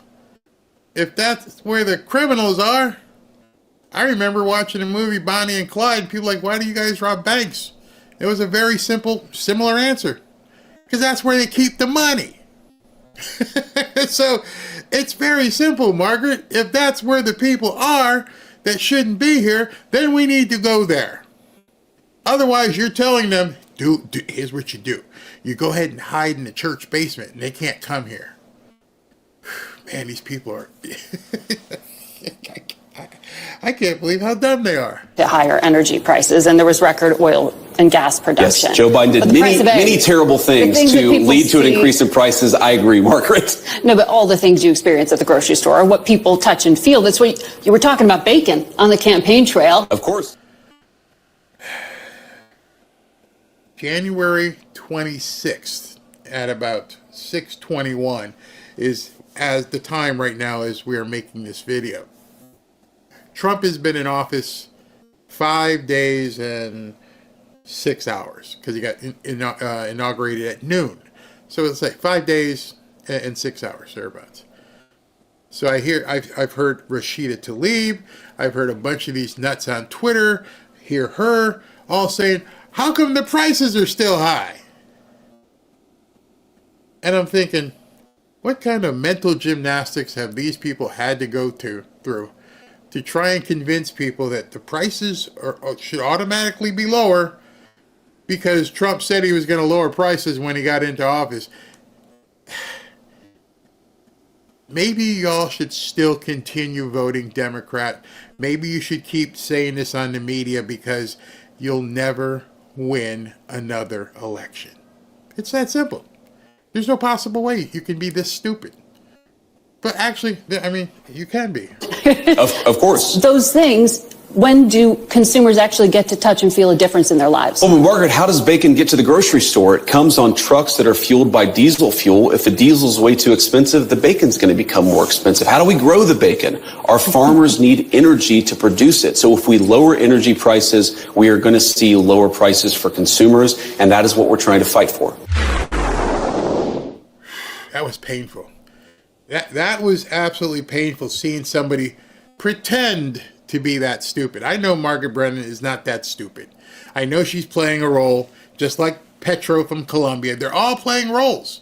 They're all actors on stage, doing what their puppet masters have told them to do. They make absolutely no sense to people who have functioning frontal lobes. It's insane. I don't get why they do what they do. I don't really care. And that's where JD is at this point. Because the American people are seeing, the American people are understanding this is what we need to do to make America great again. And so that's what we're going to continue to do. I'm going to be right back. I want to talk to you for a few minutes about gold and silver with Lear Capital. As you know, President Trump has assembled the Avengers to make America great again. And of course, we're all excited and ready to see them get to work. But with everything we're seeing right now, don't take your eye off the ball. Things could get much worse before they get better. With the possibility of World War III still looming, and with the Democrats doing everything they can to impede Trump, you still need to keep your guard up and your money protected. Oh, and our national debt is still massively increasing. Don't get me wrong, I have high hopes for Trump's America, but I also have a family to look out for. You see, Trump and the Avengers have quite the uphill battle ahead. That's why I'm making sure I'm protected, and I'm recommending that you do the same. One way to be protected is by diversifying your portfolio. That's why on this channel I've been happy to partner with Lear Capital. As you know, I've been involved in real estate for quite some time. And although I dabbled in gold and silver, Kevin and his staff at Lear have helped to educate me even further, especially in regards to silver. Give Lear a call today and they'll show you how easy it is to move some of your savings or your retirement account into gold and silver. Gold and silver have been proven to hold value and protect wealth for the long term. Call Lear today at 800-601-5430 or go to learberry.com to get your free gold and silver wealth protection guides. There's no obligation, just free information. Many of you have seen my interviews with Lear founder Kevin Demerit, and I can tell you this company is solid and likes to educate their customers. Just so you know, Lear has over 27 years of experience, thousands of 5-star reviews, and over $3 billion in trusted transactions, and is the only company with a 24-hour risk-free purchase. You don't pay unless you're 100% satisfied. So call 800-601-5430 or go to learberry.com. And when you call, don't forget to ask how you can get up to $15,000 in bonus gold or silver with a qualifying purchase. So if you'd like to take advantage of this opportunity, please call my friends at Lear Capital at 800-601-5430 and tell them Barry sent you. Yes, and I hope you do, because like I keep telling you guys over and over, it's actual gold and silver. It's not, a certificate or something. You actually get it. So get some real quick here. Let me do a quick sponsor read, and then we can get going with the rest of the show. Okay, here. President Trump said he wants to teach our kids to love our country. And now that it's finally time for his inauguration, which we just had, it's the perfect time to teach kids everything they need to know about their new president and his mission to make America great again. That's why Mike Huckabee's team put together the Kids Guide to President Trump, and to celebrate President Trump's return to the White House, they're giving it away for free. This book is great because it features fun illustrations and content, teaching kids all about President Trump's accomplishments and his goals for his second term, hopefully a third term. Mike Huckabee wants to send your family this free guide so you can teach your kids the truth about President Trump. And we need that. And when you order, you'll receive a free commemorative President Trump pin. But you must hurry because supplies are limited. Claim your free Kids Guide to President Trump for your kids right now. See offer details and order your free guide at kidstrumpguide.com. That's kidstrumpguide.com. Or you can just basically look at the QR code right here and go ahead and order it there. All right, so let me take a break for a second. No, not a break, but a break from the show. I wanted to answer this. Jeffrey says, I canceled my X account. Way too much trash from these left-wing nuts. understand, and maybe I need to do a video where I talk about how to use X, because one of the things with X is knowing how to follow people that you actually want to hear from. So you're just not seeing the sewer stream continuously go by. I recommend that you use, list. And if you create a list, you can actually just only see. You won't see anybody else's content. If you use that list of the people you'd like to hear from, then you're only going to see that list. You see, if you go off that list, or you go outside the barriers of what you want to see, the algorithm is going to show you a bunch of crap. So if you spend a lot of time watching crap, it's going to feed you crap. So when you say that there's too much left-wing trash, that means you're consuming it. That's where you have a problem. Or if you start seeing stuff you don't want to see, you can mute that person or that profile. That way you never see their stuff ever again. So if you didn't want to see, anything from MSNBC or Rachel Maddow, you can just mute it. And that way just stay where it's comfortable. Stay within your list. When people say that stuff online here, and then I get too much trash, or there's too much porn, or too much whatever, it tells me you're consuming it, and you're telling everybody else you're consuming it, because you wouldn't see it if you don't click on it. There's a column in X that's called For You, and then there's another one called Trending, and so on. And if you put your list together, you'll only see the people in the list. If you venture outside and you click on a couple things that maybe you don't want your wife or whoever, husband, to see, you're gonna have an issue, because you're training the algorithm that says, yeah, he or she likes to see this stuff. So if you start seeing that stuff, it's because you've previously consumed it. And if you didn't previously consume it because it's a new account, then just stay within the list. If you want to see Fox News, you want to see me or Benny or Patrick Bet-David, just keep watching Dan Bongino. If you just stay there, it's going to train the algorithm to feed you the stuff that you already like. If you're watching Dan Bongino, if you're watching me, if you're watching Benny, if you're watching Patrick Bet-David, if you're watching Alex Jones, it's going to feed you things like that. That way you don't have to get into the sewer. So when you say, you keep getting trash, it's because you're consuming trash. And I'm not going to, go too much further. But if you want to join us, go ahead to fanfareshop.org /group and join 13,000, getting close to 14,000 patriots. We'd love to have you, and it's a very safe space. See, if you stay within that group, I'm telling you right now, if you're new to Twitter and you join our group, which is free, so there's no subscription, and stay there, just stay inside the group, you are not going to see porn, you're not going to see trash, except unless somebody in the group posts it. Other than that, it's going to be patriots and America First type stuff. So understand, there's an algorithm that's going to get assigned to you, and it says, hey, Fred likes this kind of stuff. Let me send some more stuff that Fred wants to see. And then you're like, why am I getting this stuff? Because you clicked on it. All right, so just wanted to let you a little Twitter guide there. Also, we're going to be giving out some hoodies here in a little while, so if you still have a chance to win, go ahead and enter to win by going to fanfareshop.org, and you'll have a chance to win a hoodie tonight. I have organized likes from scantily clad females that have too much. Yeah, go ahead and do that. You're going to see a whole bunch of that stuff. Barry has to look into those things y'all don't want, because that's how to be informed. Yeah, if you don't want to see it, don't click on it. It'll feed you more.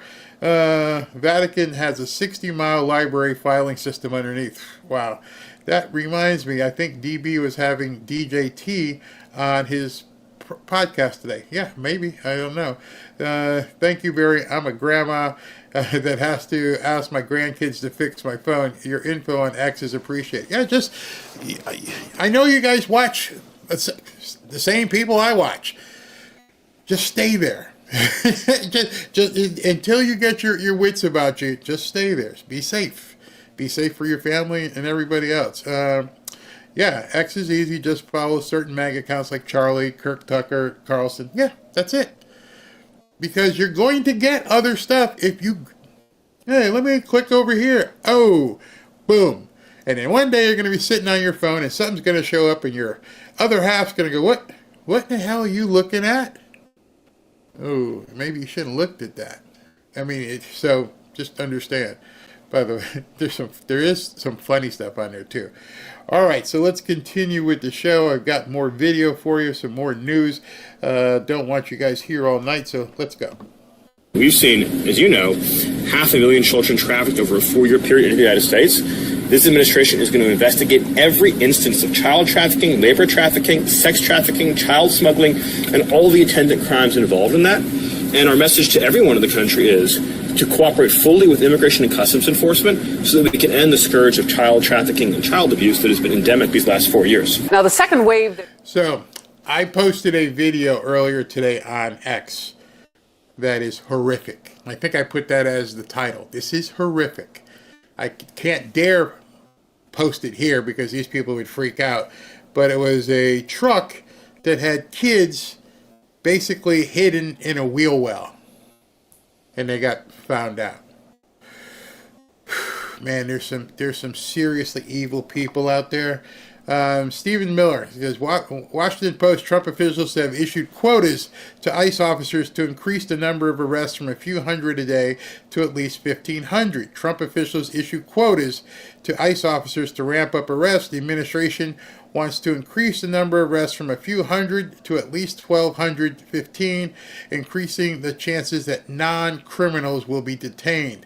I saw that, but so did Stephen Miller. Non-criminals is a strange word to use for foreign nationals who have broken into America, stolen jobs, stolen identities, illegally refused to appear before an immigration judge, illegally refused to depart when ordered, illegally claimed tax benefits, illegally paid cartels, and so on.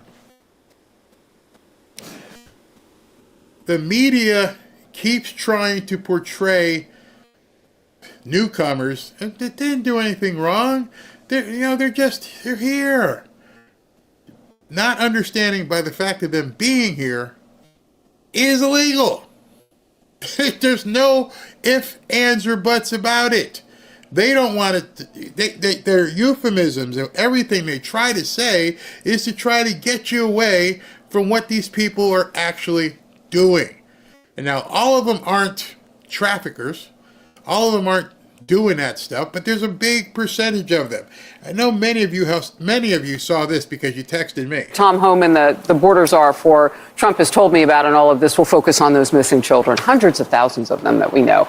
And that number has started to already come down, Emily, from 300. All right, so I wanted to stop right there in case you didn't hear what she said, because a lot of people were wondering, I had gotten text as well, is this true? And some people had looked up on Grok and other AI sources, and then hey, there's no proof of this. Well, there's no announced proof. There's no maybe written proof that an AI can go out and grab. But did you hear what she just said? I trust Harris Faulkner, and I trust Tom Homan.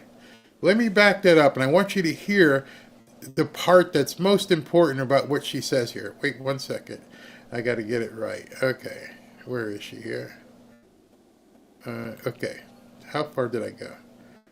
Hold on. I just want to make sure that I don't miss this. All right.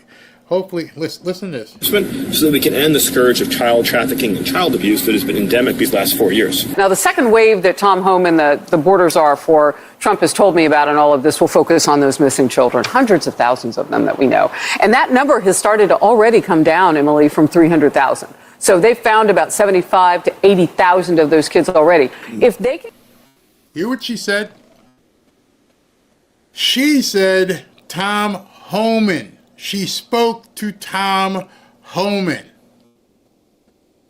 So at this point, is there anything else out there to verify what she just said? Nope. I've looked. Many of you looked. There's no There's no documents. There's no reports. There's nothing out there that says that they have found, 60, 70,000 of these kids. Nothing. You won't find it. The AI will tell you it doesn't exist. The only thing that exists is this Christian woman going on air and saying she spoke directly with Tom Homan. That's the only thing that we got. And at this point, you can believe who you want. You can believe that this is BS. You can believe that, she made it up, whatever you want. But the fact of the matter is, Harris Faulkner just said she spoke to Tom Homan. You can take it from there. No. And that number has started to already come down, Emily, from 300,000. So they've found about 75 to 80,000 of those kids already. If they can get the list of these guys, 4 full days in office for Trump, if they can get the list of where some of those kids have been, and they've been identifying it, since the election, going after them and trying to find those little ones, what in the world was Biden's administration doing? What was Secretary of Homeland Mayorkas doing when he said to the committees on Capitol Hill, we don't know where those kids are, I'll look into it? No, dude, you obviously had a better way to find them, and you didn't do your job. I want to ask one final question. All right, so let's assume that Tom Homan was telling the truth. Let's assume that Harris Faulkner spoke to Tom Homan, and he gave her some information. Maybe he wasn't supposed to, maybe, who knows. But let's assume the information was wrong. Let's assume that he didn't say 60,000. Let's say he said 600. Does that change how you feel? Not me. If you found 600 of these kids, thank you very, very, very much. Thank you very, very much. Yeah. If you found 50 of these kids, that's 50 more than Mayorkas and Biden and Kamala found. They weren't even looking. So forget 60,000.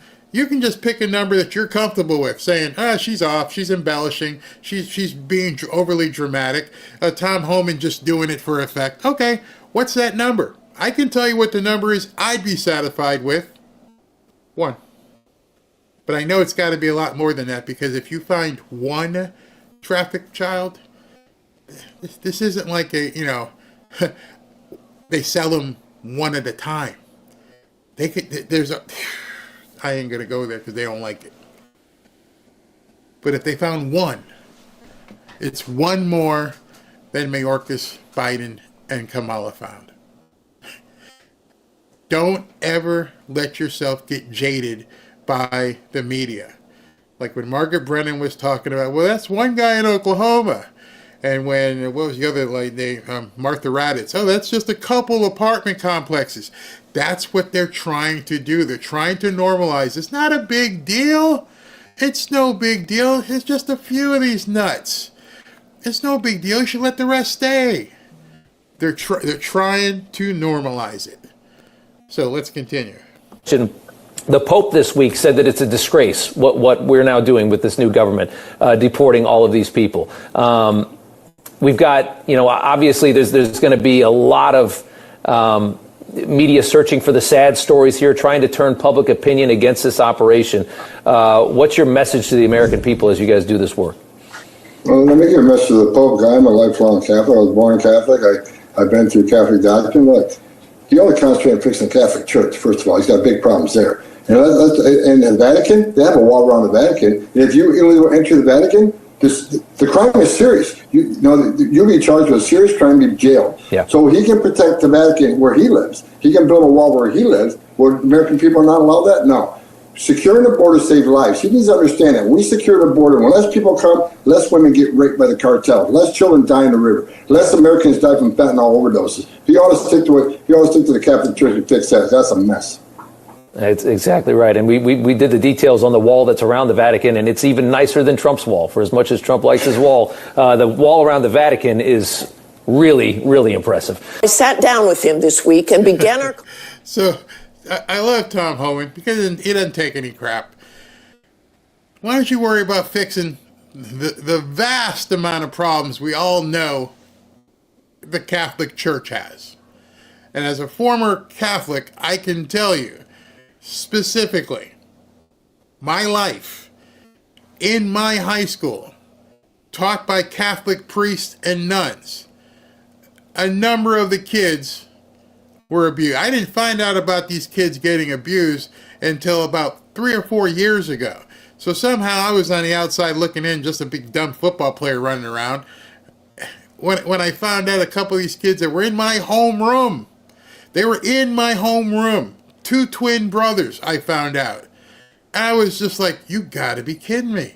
How did they keep it quiet? When I was talking to my buddy who was a police officer, and he's like, yeah, they were terrified, they were embarrassed, and all of us were playing football, and they weren't football players, they were, just a couple of the guys that hung out around us, and they were embarrassed, and they used that embarrassment against them. And that was way back, I mean, like, decades ago. And I just found out about it 4 or 5 years ago. And then they took that priest, and what they do, they put him in jail? Nope. Did they make him stop teaching? Nope. Just moved him to another Catholic school out of state. Hey, Mr. Pope, take care of your own stuff. You got enough of that stuff going on to be pointing fingers at Trump, and you're getting hundreds of millions of dollars, which is probably a lot more, actually. Conversation by asking him about the role of the U.S. military. We got military on the border, not only helping us with departure flights on military planes, but they're helping to build infrastructure. They're putting up Constantino wire. They're down there to create a secure border and lock that border down. And DOD's helped administrations before, but not at this level. So it's a force multiplier, and it's sending a strong signal to the world. Our border's closed. It's to deport all of those people. Well, I'll leave it up to Congress. I think Congress, the president has a mandate. This is the number one issue that people voted on. I think Congress has a mandate to give us money we need. What price you put on national security? More detention centers? What price you put on the... I love when he puts this to it right now. This is something you guys could all use on Twitter. I mean, X. When people start talking insanity, I'm going to show you some insanity in a second here. But when people start talking this insanity, I love, and this is Martha Raddatz. This is the same person who said, oh, it's just a couple of apartment complexes. And he asked her, what's the price? These young ladies have been raped and murdered and burned alive. What price you put on that? What price you put on Laken Riley's life? What price you put on national security? Like I just explained, when you have a surge like this, we don't secure that border. That's when national security threats enter the country. That's when sex trafficking goes up. That's when the fentanyl comes in that kills 250,000 Americans. I don't put a price on that. You have been offered the assistance. How do you argue with that? What's the price you want to put on this? Tell me. You tell me, we spent $1 gazillion paying them. We spent $1 gazillion putting up in luxury hotels, giving them ATM cards, giving whatever they wanted, bus passes, subway passes, free medical. What do you want? How do you compare that? How do you compare what America has already had to pay with what it'll cost to get these people out? And then you got nut jobs. Absolute. Man, if you live in New York and you supported AOC, there's something wrong. There's really, really something wrong. Her elevator doesn't go to the top, and she thinks you're stupid. She decides she wants to jump into the fray today and talk about, poor Petro in Colombia. The Colombia president just shared a post from a U.S. rep who makes a potato look like Einstein. And there's Gustavo Petro reposted this. She put this out. To punish Colombia, Trump is about to make every American pay even more for coffee. Remember, quote, we pay the tariffs, not Colombia. Trump is all about making inflation worse for working class Americans, not better. He's lining the pockets of himself in the billionaire class. Anybody want to tell her? Anybody want to tell her, hey, listen, you could buy American coffee and not worry about that? I don't know where Maxwell House is made, but you could probably buy Maxwell House. It sounds like it's an American company. I don't know. I'm just saying. There's probably Folgers. There's probably a number of companies that are, make coffee here. They all don't come from Colombia. I know there's some Hawaiian coffee. I know there's, well, that'd be American. They think you're stupid.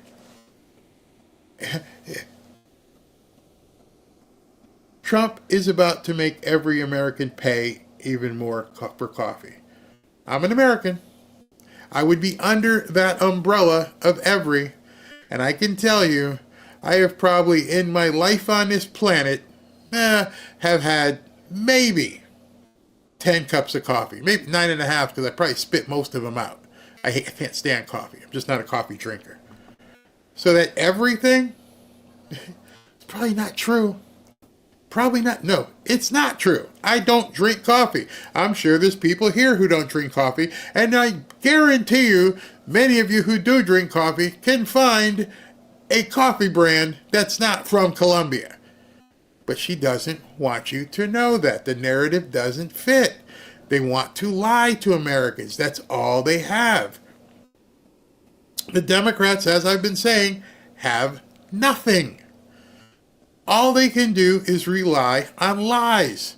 It is up to you to educate the people who don't know any better.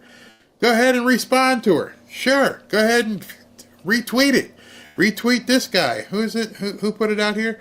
I mean, therefore I am. Nobody at any time, any place, anywhere is going to twist somebody's arm and tell them they have to buy a product that's being tariffed. But the Democrats will never see it that way. Oh, it's a tax on you. No, it's not. You know why? I have a choice. I have a choice to buy a different cup of coffee if I drank coffee. They lie to you. And the media, it's just one big game. Over and over and over. United States military for airlift support as part of this program. The United States Air Force is going to supply 4 aircraft to remove up to 5,000 aliens that are already, I believe, being detained by CBP. How is this going to help you? Is this a necessary, or do you find this necessary, or this is just icing on the cake of getting these illegal immigrants out of the United States? Absolutely necessary. We have limited funding right now, so anything DOD can step in and do this is a force multiplier.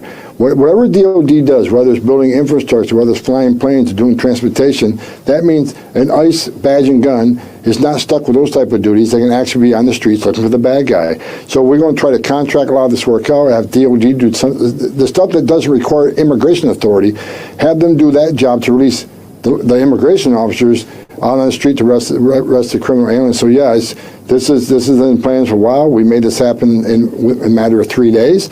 So yeah, they're welcome a force multiplier for us, and it's going to help us a great deal, especially on removal flights. Bill that would allow. Okay.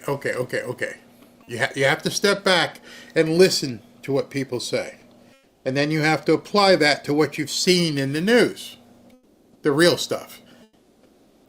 He says, this is Tom Homan, the border czar, says that by having the military involved in the removal, using the those big C-117 planes, and having the military put up the razor wire and do different things, quote, it's a force multiplier. Interesting. Could that be why they were so against Pete Hegseth becoming the Secretary of Defense? Is that why they were slow walking everything? Because they knew that Tom Homan and the border czar would be using the military and would need the military? And that the military is, quote, a force multiplier? It facilitates and helps the border get stronger, the military?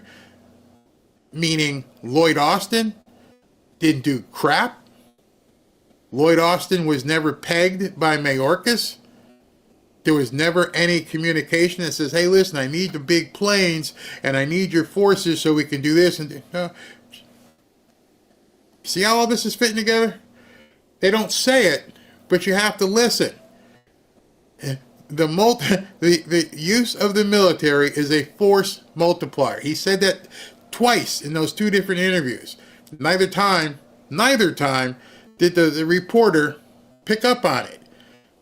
And when they say, if you watch when I speak to people, I ask them, hey, stop. What did you mean by that?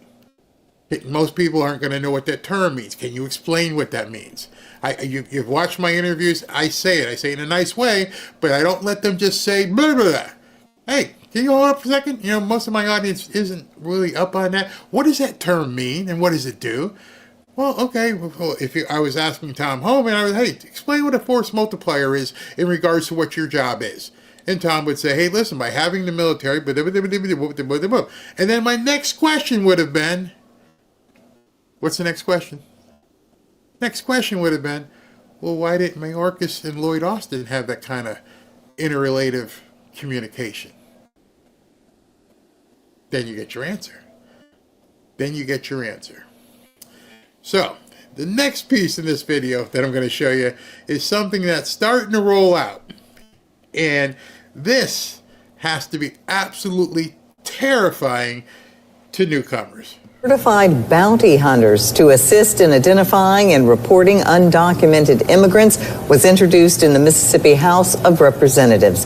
The bill, proposed by the DeSoto County District Attorney and authored by State Rep. Justin Keene, would create the Mississippi Illegal Alien Certified Bounty Hunter Program.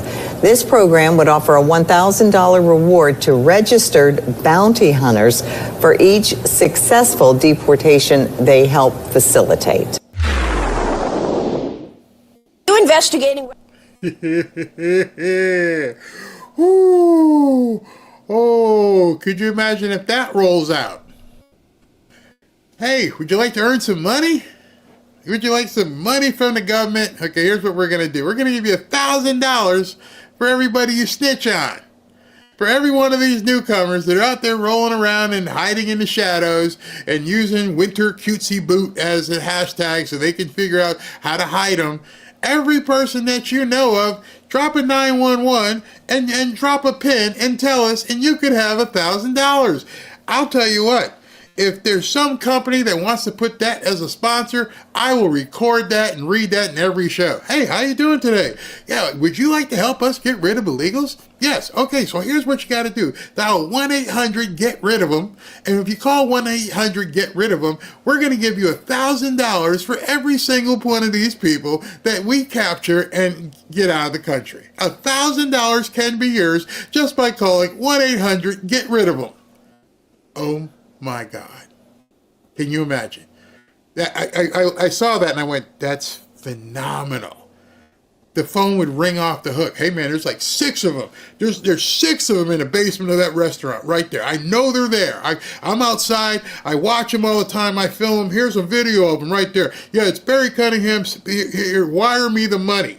$6,000. There's 6 of them in there. I'm waiting for Trump to roll that out now. I'm waiting for Trump to roll out 1-800-GET-RID-OF-THEM.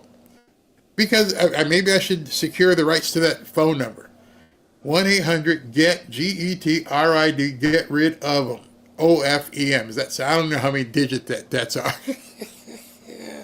Oh, $1,000 for each one? I'm going to ask you right in the chat right now. I'm going to ask you in the chat. How many of you would be dialing that number if you knew you'd get $1,000 for everyone that you could find that they could get rid of? You talk about mobilizing an entire country. You talk about having deputies. Don't do anything. Don't approach. Don't do it. Just let us know where they are. Hit a pin. Drop us a pin with your phone number and you'll get paid. That's all you got to do.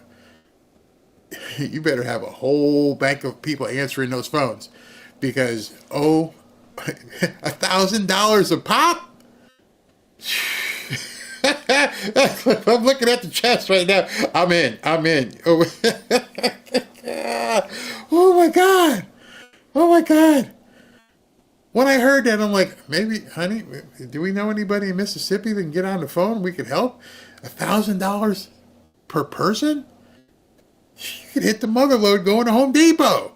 But then again, I hear they're clearing out. Don't get yourself in trouble. Don't get hurt. There's probably people moving to Mississippi right now. Oh yeah, I'm getting a hotel room and we're going to camp out. We're going to find out where the local taco place is. We're just going to hang out. Oh, there's one. Oh yeah. Yeah. 1-800, you gone. What? My voice, 1-800, you go. Oh my good. That's. I know there's a bunch of you probably could use $1,000. I know there's a bunch of you that could probably use $5,000. Oh my good, I couldn't even imagine. I would be pleased to give that information for free. Oh gosh, I said this before. Americans snitching on. I don't need a reward. Yeah, I know. 1-800 goodbye. 1-800 deport you. Oh my goodness. Genius. If Trump hears about that somehow, there you go. Let it roll out in Mississippi for about a week or two. Let's see how it works out. Make sure nobody gets hurt. Nobody, we don't want you confronting anybody. But if they have a national reward thing from, how they have the most wanted? Same thing, most wanted. But instead of having one person's picture, it's got everybody's picture. Most wanted. $5,000 reward. Oh, you know it's coming. You know it's coming. It's only a matter of time.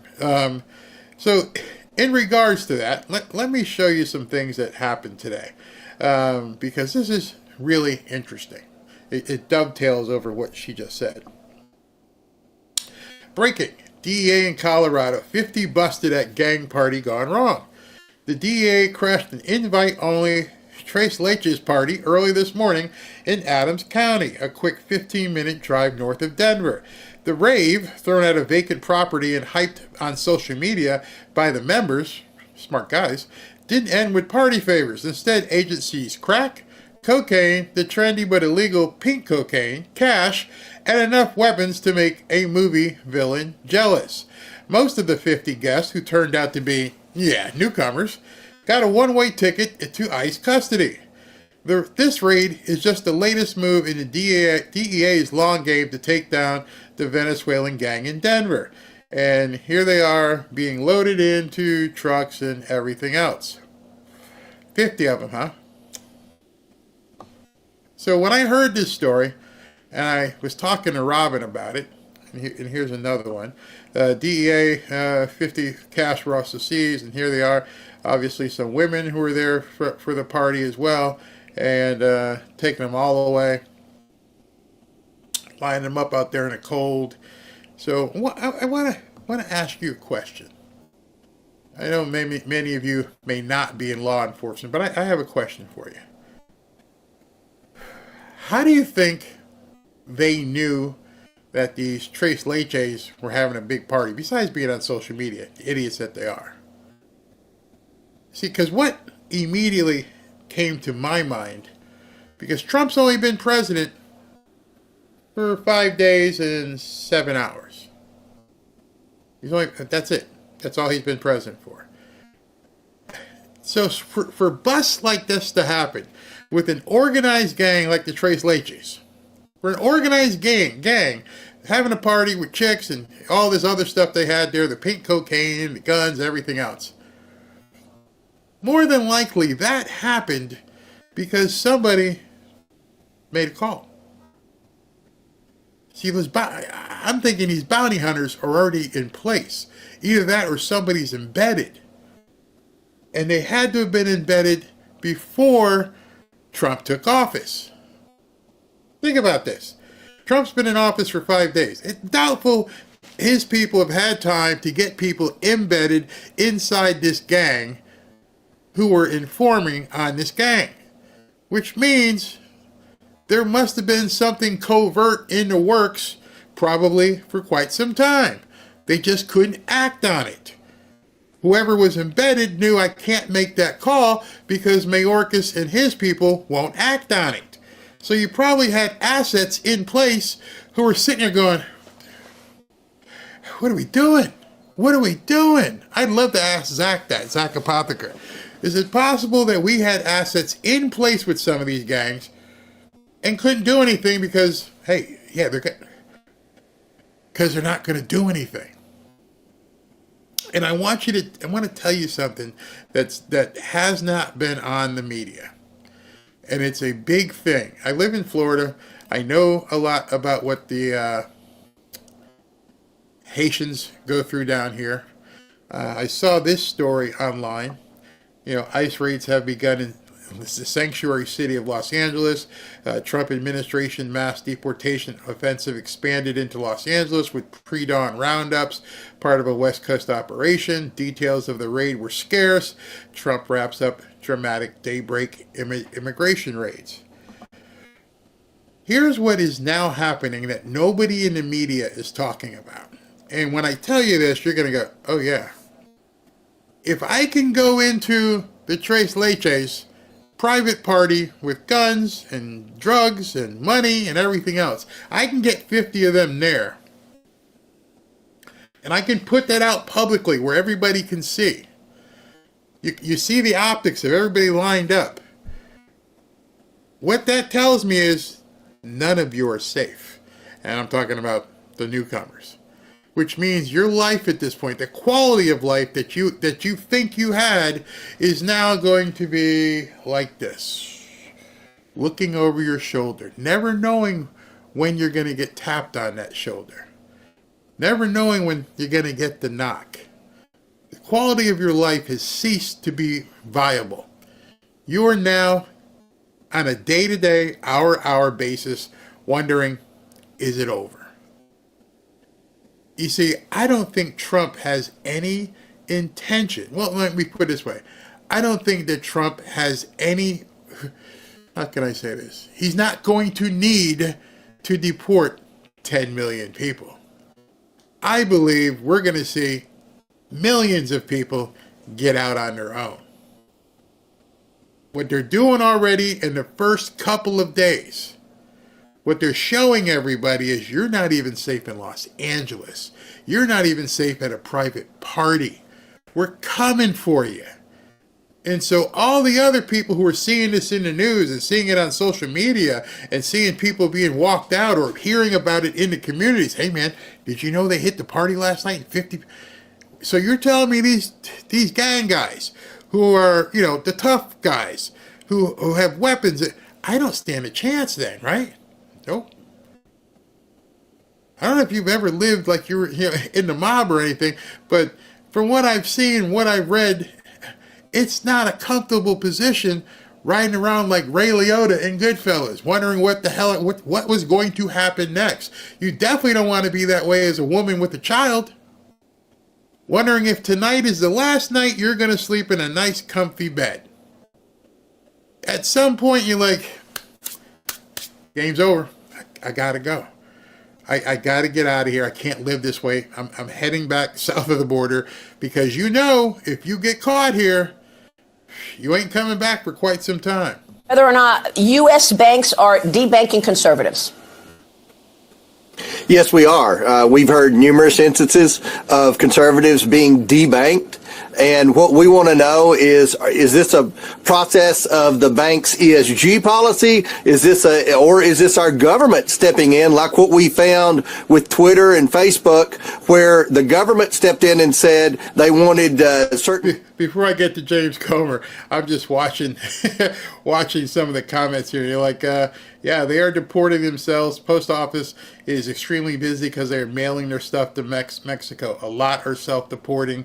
1-800, no more 5-star hotels for you. Think about it if you're them. Many of you are moms. Many of you know exactly what it's like to raise little kids in homes that are not stable. The least stable home is one where at any time, day or night, somebody could knock on a door and put you in handcuffs. And then what happens with there, I don't know if I have a copy of this. Let me see if I have a copy of this video. No, I don't have it with me. All right. But just the fact of not knowing when your time is up. You don't want to be that mom. You don't want to be that dad, not knowing. And imagine if you're an American and you're with somebody who's not supposed to be here. I mean, it's a nightmare scenario. absolutely, yeah, no more food stamps or government money coming in. Nothing. They'll be leaving Mississippi. Yeah, that's true. What is debanked? I'm getting ready to tell you what debanked is. I'm sorry I hit that. What is it? Bum ass mayor keeps smiling. She got nothing to do. They're free rides, but they're long gone. So that's what I wanted to talk about for a second, is that the quality of life is done. You're going to sleep with one eye open every single night, clutching your pillow tight. And never mind. I'm sorry. I hear lyrics in my head all the time from songs. But anyway, back to the story. So someone asked what debanked was. So if you watched my show where we covered Trump and the WEF, he was taking questions, kicking ass, taking names like he always does. And he was talking to the guy from Bank America. And he's like, what you did to conservatives, we can't have that anymore either. You need to fix that. Because Bank America was intentionally debanking conservatives. Debanking meaning taking your rights away at a bank. We don't want your business. We're closing your checking account. We're closing your savings account. We'll wire you a check or we'll send you a check. Bye. We don't even want to do business with you. And Bank America supposedly, allegedly, got caught doing that over and over and over. The stories are everywhere. So now James Comer is saying that ain't gonna fly. Yes, we are. We've heard numerous instances of conservatives being debanked. And what we want to know is this a process of the bank's ESG policy? Or is this our government stepping in, like what we found with Twitter and Facebook, where the government stepped in and said they wanted certain conservatives deplatformed and censored and certain conservative content removed? We want to know, again, is this the government involvement? Another dirty trick by Joe Biden's administration, or is this just bad liberal policy that discriminates against conservatives by the banks? Wow. So you have evidence of some banks debanking conservatives. Yes, especially people that were involved in different energy type businesses and things like that, as well as very well-spoken or outspoken conservative activists. So there are numerous instances, enough to open an investigation. Again, is this ESG policy, which is discriminatory? And ironically, the Democrats have passed all this banking legislation that prohibits discrimination. Is this discriminatory because of ESG, or is it the government or the bank examiners, as President Trump hinted in his remarks you played earlier? Are these bank examiners with a wink and a nod saying, don't let this person bank at your bank? Well, this is a very important question because we know what happened with social media. 1,000 people from government agencies were working with social media to censor Americans and censor conservatives, certainly. What will be the impact to these banks? What should these banks expect in the coming months from your office?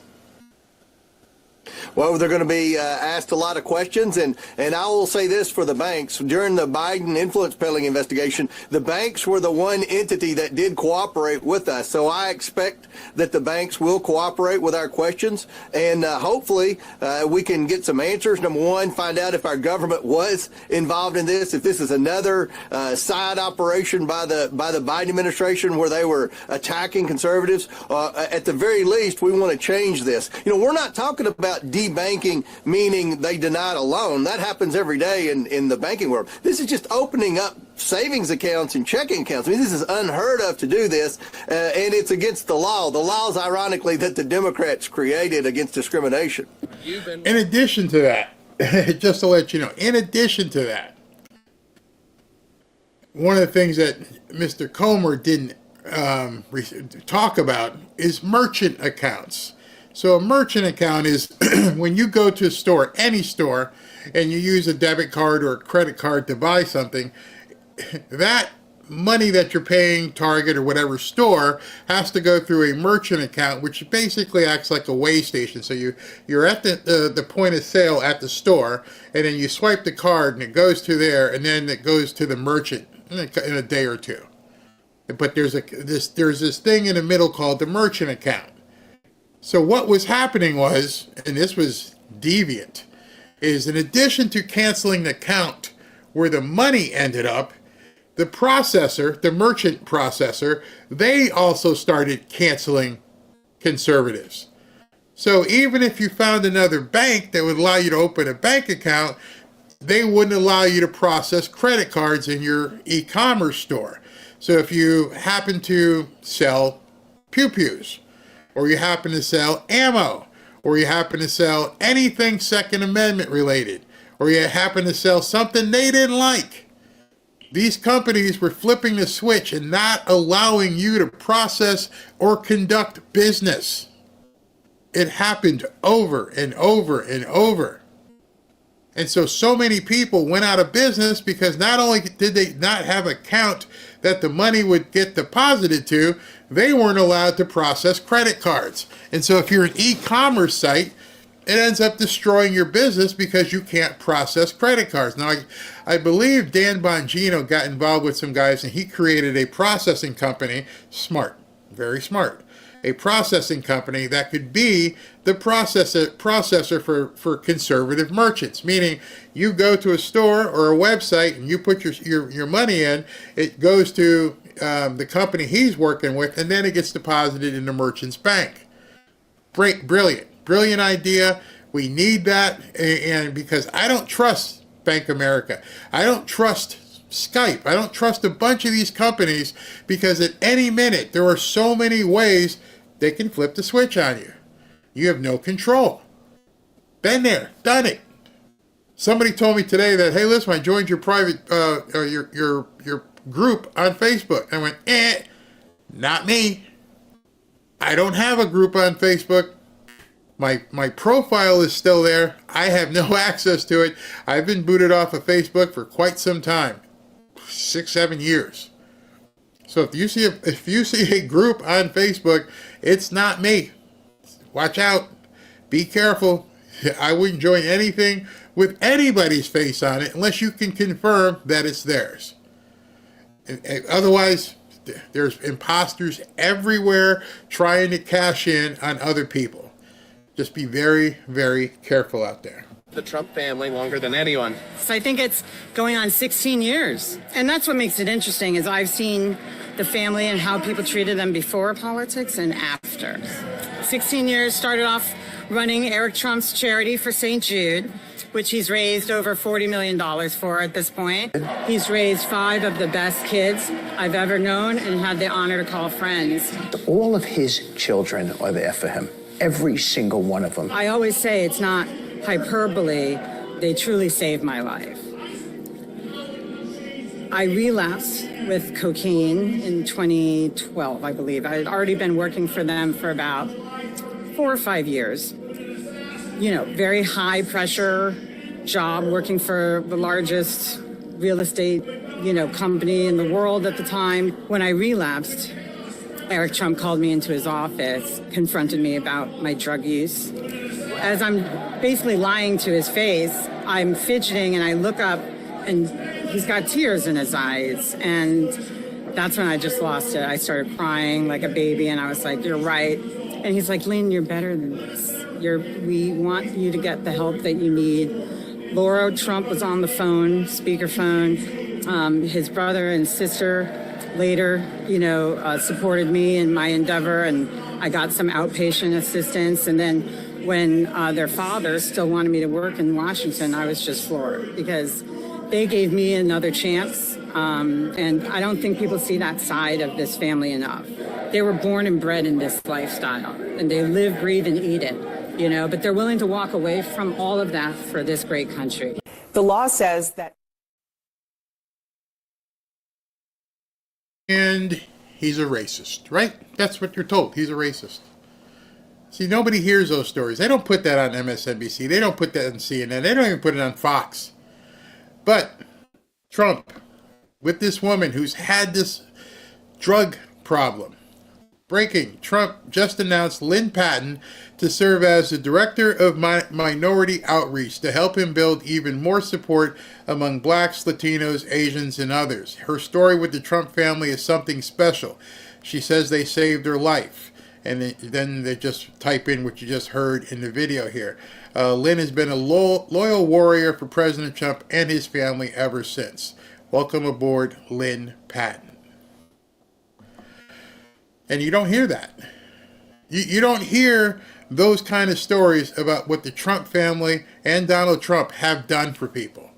It would have been very easy to say, you know what, you're on drugs. I can't take any more chances with you. You can't do it. Now, what's interesting, and a reason why I'm showing you this, is because when you see this was at 8 p.m. yesterday, and she was just appointed to be the director of minority outreach. Where the story is going to be on MSNBC and CNN and CBS about this.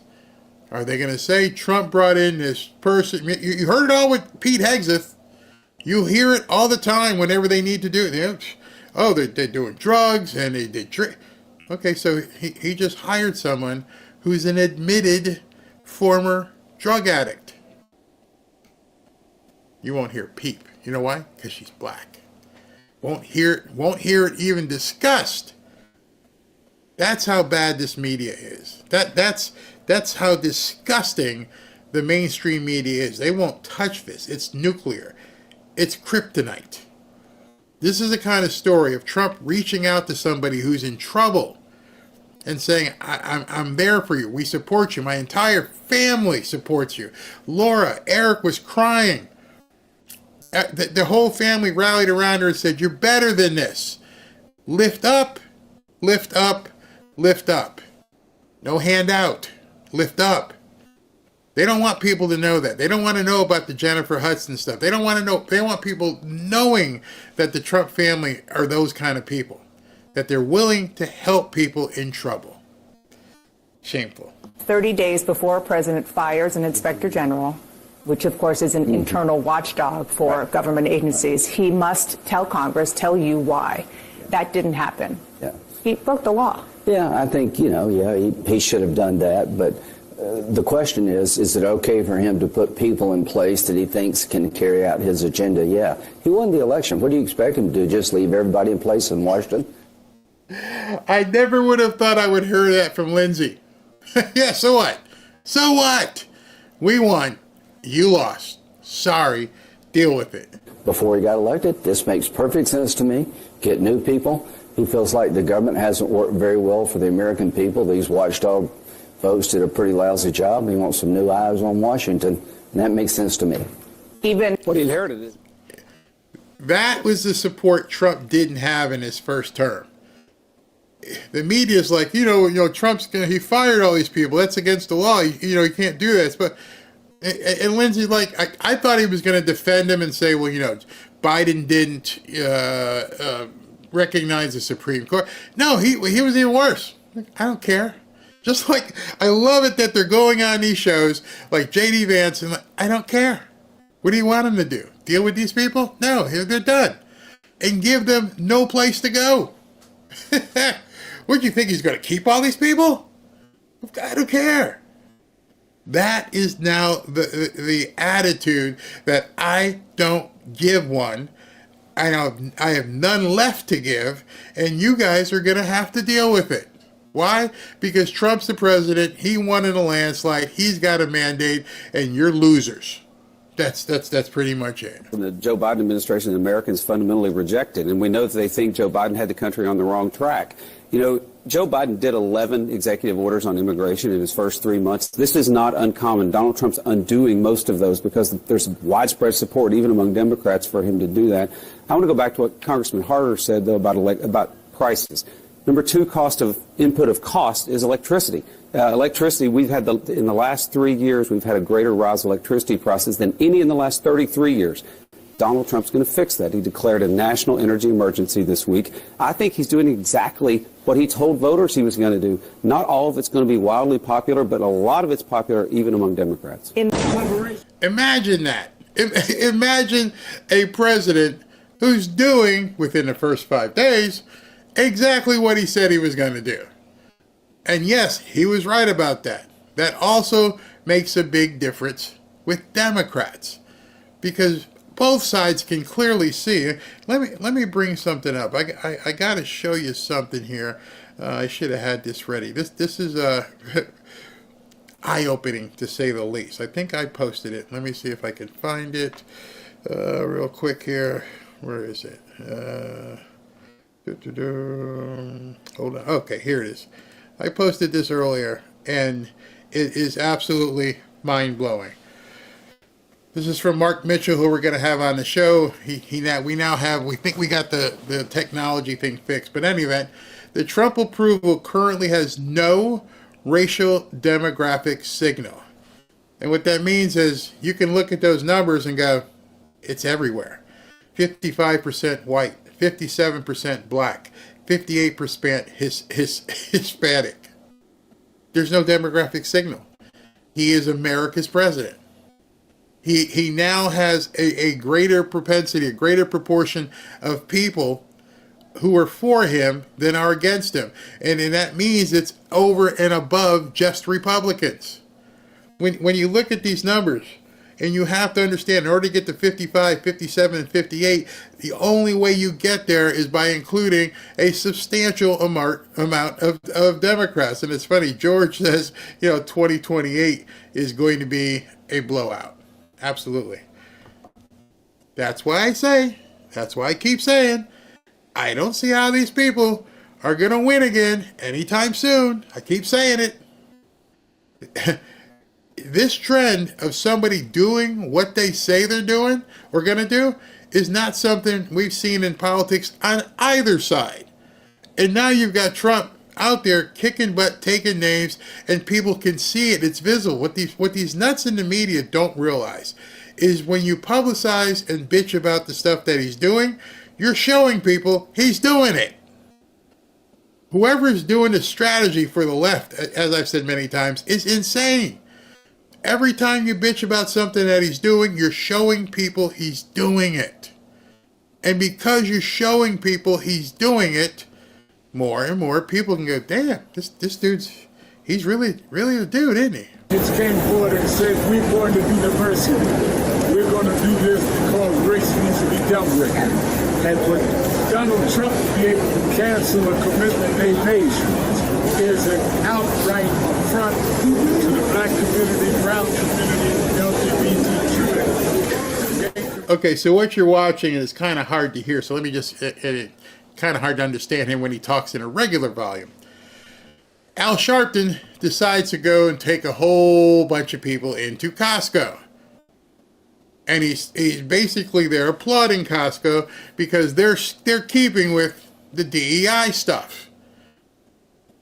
I'm not too sure that the CEO and people who run Costco are going to be happy about what this guy just did. The stunt that he just pulled, again, just like showing people what Trump's doing, you're showing the idiocy of this brand. that they committed to. So that is why we will stand with those that stand with us. Costco immediately stepped out and said that they would not back off DEI. On last Monday, Martin Luther King holiday, I announced that for 90 days we're going to research the company that we find that has made the most affront. We will call a boycott. But today we are calling a buy-in. I have bought 100 people $25 gift certificates. We're going shopping at Costco because they've stood with us. People that stand with us, we will stand with them. People that do not stand with us, let Donald Trump stop us in 90 days from boycotting them.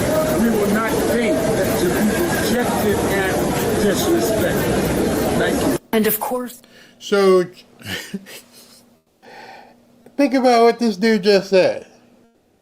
I brought these people here with me because we're going to do a buy-in instead of a boycott. We're going to buy in. And these people here are all going to come shopping at Costco, and they're all going to show support for Costco.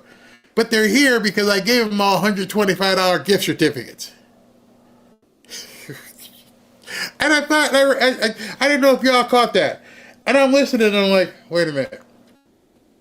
Let me get this right. You're showing Costco support by bringing a bunch of people in here who ain't members. I don't know if you have a Costco membership. So they're not members. But you're going to march them into the store, and everybody here has a $125 gift certificate that you bought from Costco. And that's, first of all, 125 people in one store in New York or Washington or wherever you are. 125 people.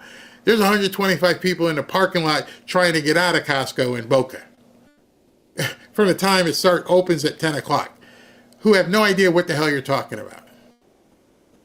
125 people you think make a difference. Wow. That's crazy. So you think that Costco might lose 125 members? Yeah, probably. Think they might lose more than 125 members? Because now what you've done, because I didn't know, we're members of Costco, I didn't even know that they were big proponents of DEI and that they decided to stand behind DEI. Thank you for bringing it to my attention. That's why I brought it to your attention. Now, all of you now know that Costco is standing behind DEI. Do as you wish. President Biden did issue pardons to members of the January 6th committee. You were on the January 6th committee. It came after President Trump said that he thought the entire January 6th committee should go to jail. What's interesting, Senator, you had been quite vocal. You didn't want President Biden to give you a pardon. You went so far as to convey that to the White House. So what are you going to do about the fact that you've now been given a pardon? Are you going to accept it, or are you planning to look for some type of legal recourse to reject it? We're looking at it. I'm not sure there's much to be done, given that it went to the whole committee. This is also, I think, unprecedented.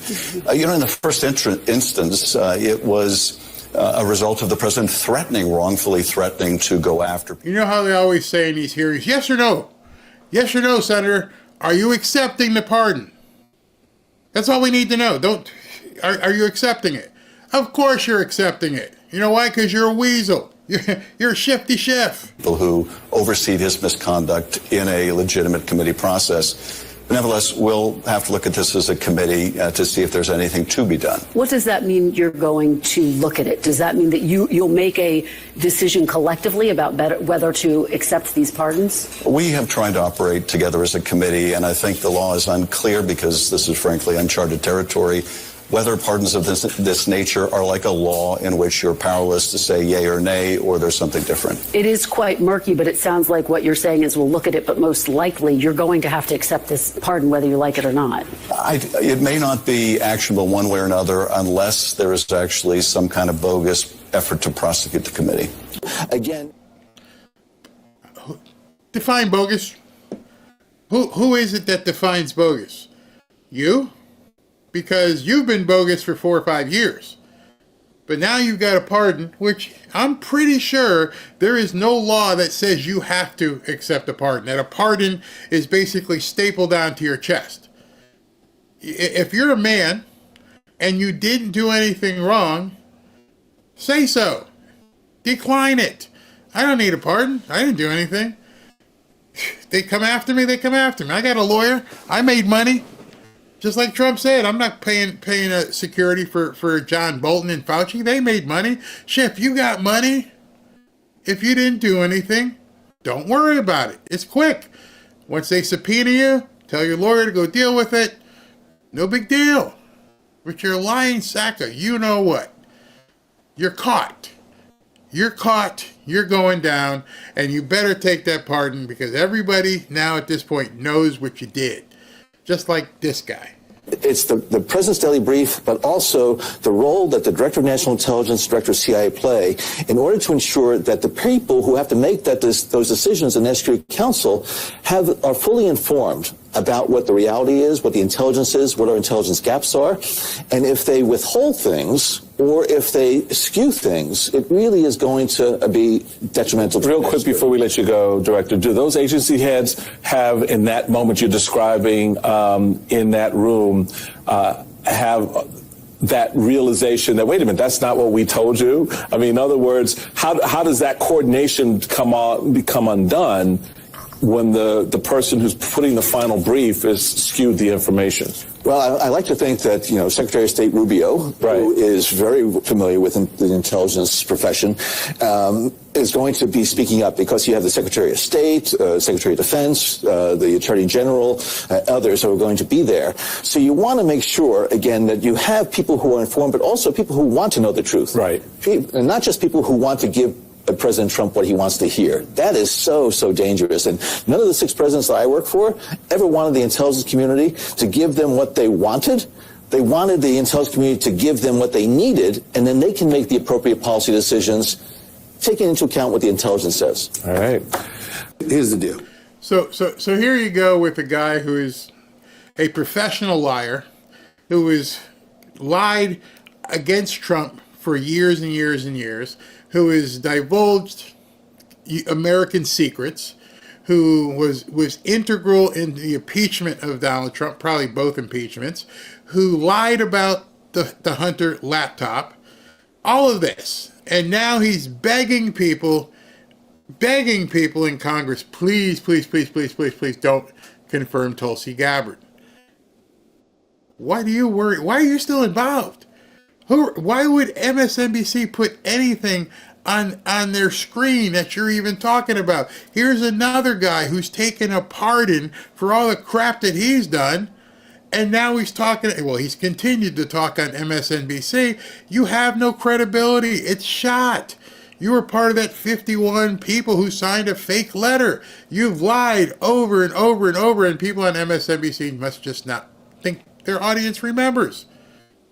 That everything you said just kind of vanishes.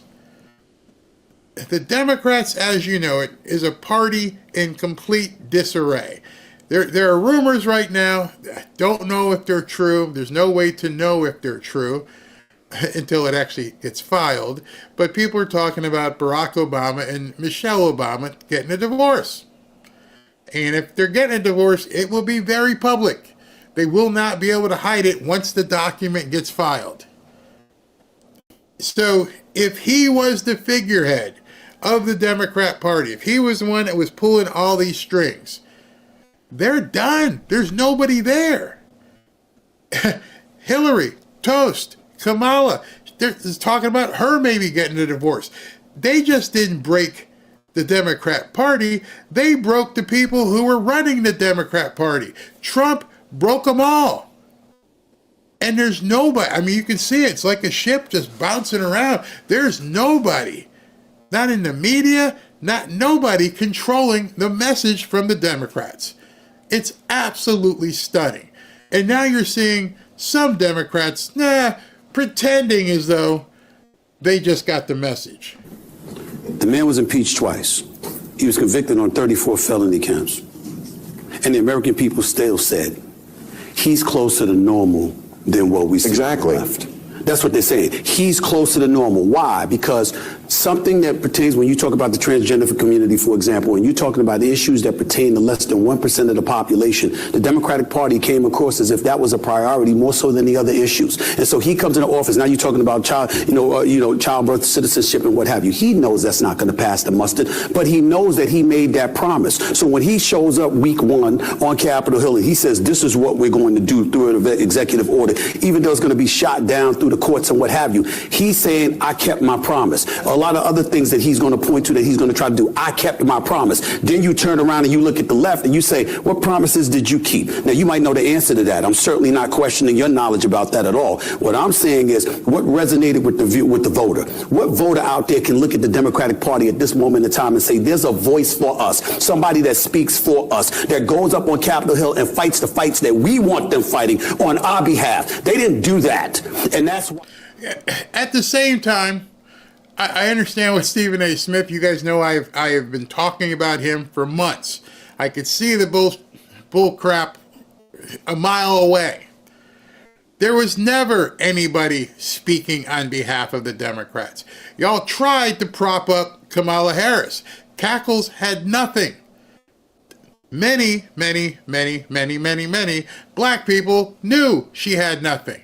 They required people like you, Stephen A. Smith, to basically, be Amos and Andy, step and fetch it, and just try to get as many on board as possible. Same thing with Charlemagne the God. They paid him off.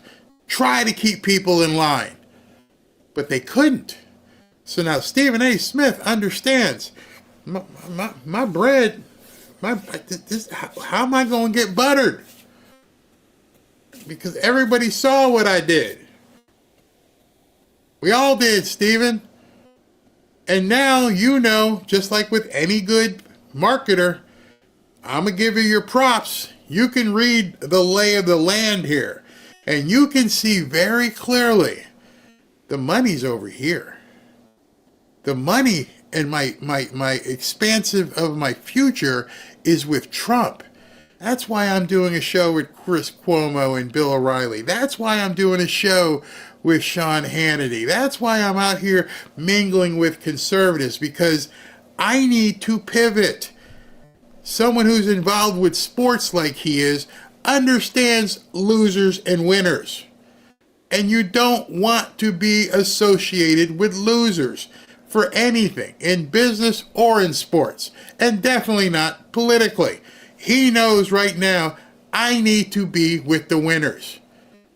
When he's talking on television, he's never talking about losing teams. He's always talking about this team and that team. He makes fun of the Dallas Cowboys because they keep losing. Your job is to ridicule and make fun of losers.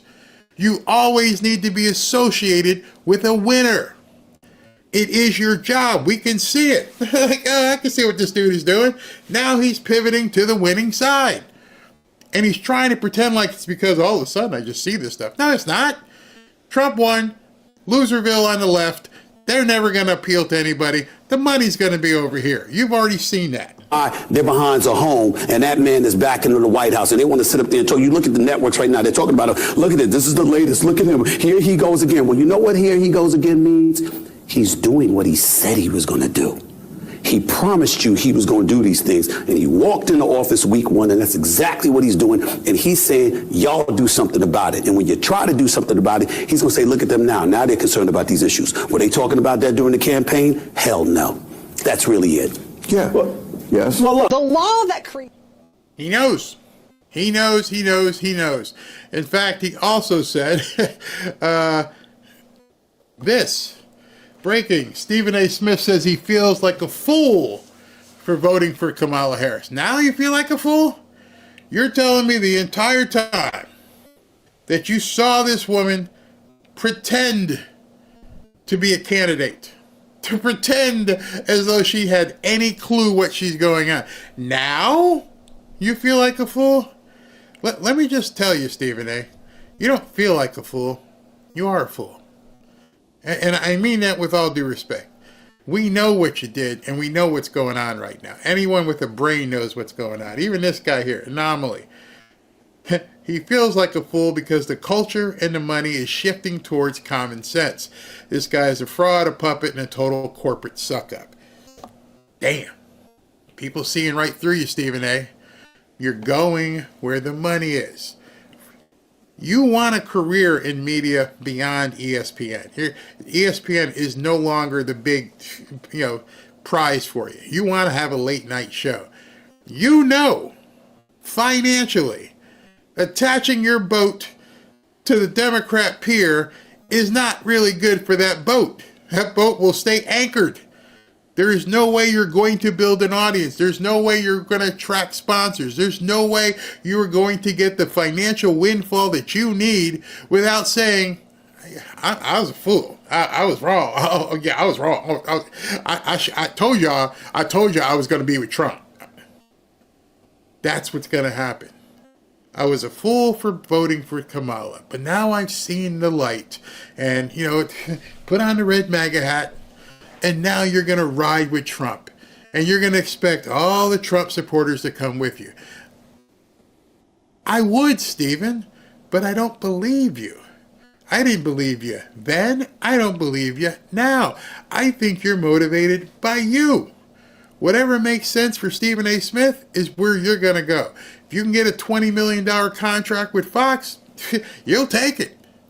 You get a $20 million contract with Newsmax, you'll take it. You got to shuck and jive and do the dance for conservatives for 4 years, you're going to take it. But if Kamala had won, you'd have taken that contract too. In a heartbeat. I mean, you wouldn't even blink if Kamala had won. You'd have been right back. That's my girl, my girl Kamala, my girl. We know that's what you would have done because it serves your best interest. Tired of that shit. Created this job, the Director of National Intelligence job. That statute says that any person who's appointed to that job, quote, shall have extensive national security experience. Shall have. That's like a requirement for the job. The first person appointed Director of National Intelligence was a 5-time U.S. ambassador. Every subsequent Director of National Intelligence confirmed by the Senate has been an ambassador or a flag rank military officer with significant experience in intelligence. They've all sort of met the criteria. Tulsi Gabbard, on the other hand, she has been a congresswoman and a famous conspiracy theorist, and she's been a mid-level officer in the National Guard. And that's it. She has no experience running any large organization of any kind or even holding a senior level job in any. And she's a conspiracy theorist. She's nothing. She's nothing. Not like me. I've been on MSNBC and I make, $20-30 million a year. I've done nothing, but I make $25 million a year. And you've also been called out by Donald Trump. Wow, Rachel Maddow has horrible ratings. She'll be off the air very soon. MSNBC is close to death. CNN has reached the bottom. This is a good thing. They are the enemy of the people. I.e., nobody believes you anymore. These media people are drowning. It's like, help me. They're looking for the lifelines. You can afford a nice big lifeline with $20 million. Don't feel bad for her. If she loses her job, if they get rid of her, she's got a parachute. $20 million get you a nice big-ass boat to come rescue you. But the fact of the matter is, you put yourself in this position. The only thing you can say about Tulsi Gabbard is that she's a conspiracy theorist. Large organization of any kinds. I mean, we don't know if she had some sort of high rank in the Hare Krishna group. I don't know if they have ranks. Tulsi Gabbard has started. What would have happened, and I don't know what kind of religion Tulsi Gabbard practices, none of my business, I don't really care. If she's a Hare Krishna, she's a Hare Krishna. But what would have happened if Tulsi happened to have been, I don't know, a Muslim? What would have happened on MSNBC if Rachel Maddow made fun of her Muslim religion? I can't believe, not ESPN, MSNBC let her say that they let it air, that they didn't do a retraction. Tells you how much of a scumbag network they are. Did a lot of PACs, political action committees, way more than your average member of Congress. She has a whole bunch of them. And as fundraising vehicles, they've apparently been very effective. She's raised a lot of money, but it's murky where all the money has been going. The vast majority of it appears to have not gone to political campaigns, which is what PACs are supposedly for. So now you're a fiscal journalist following where money goes? Did you do that with Hunter and Joe and a whole bunch of other people? Because they actually broke laws. And being completely honest, you're the only one who said that about Tulsi Gabbard.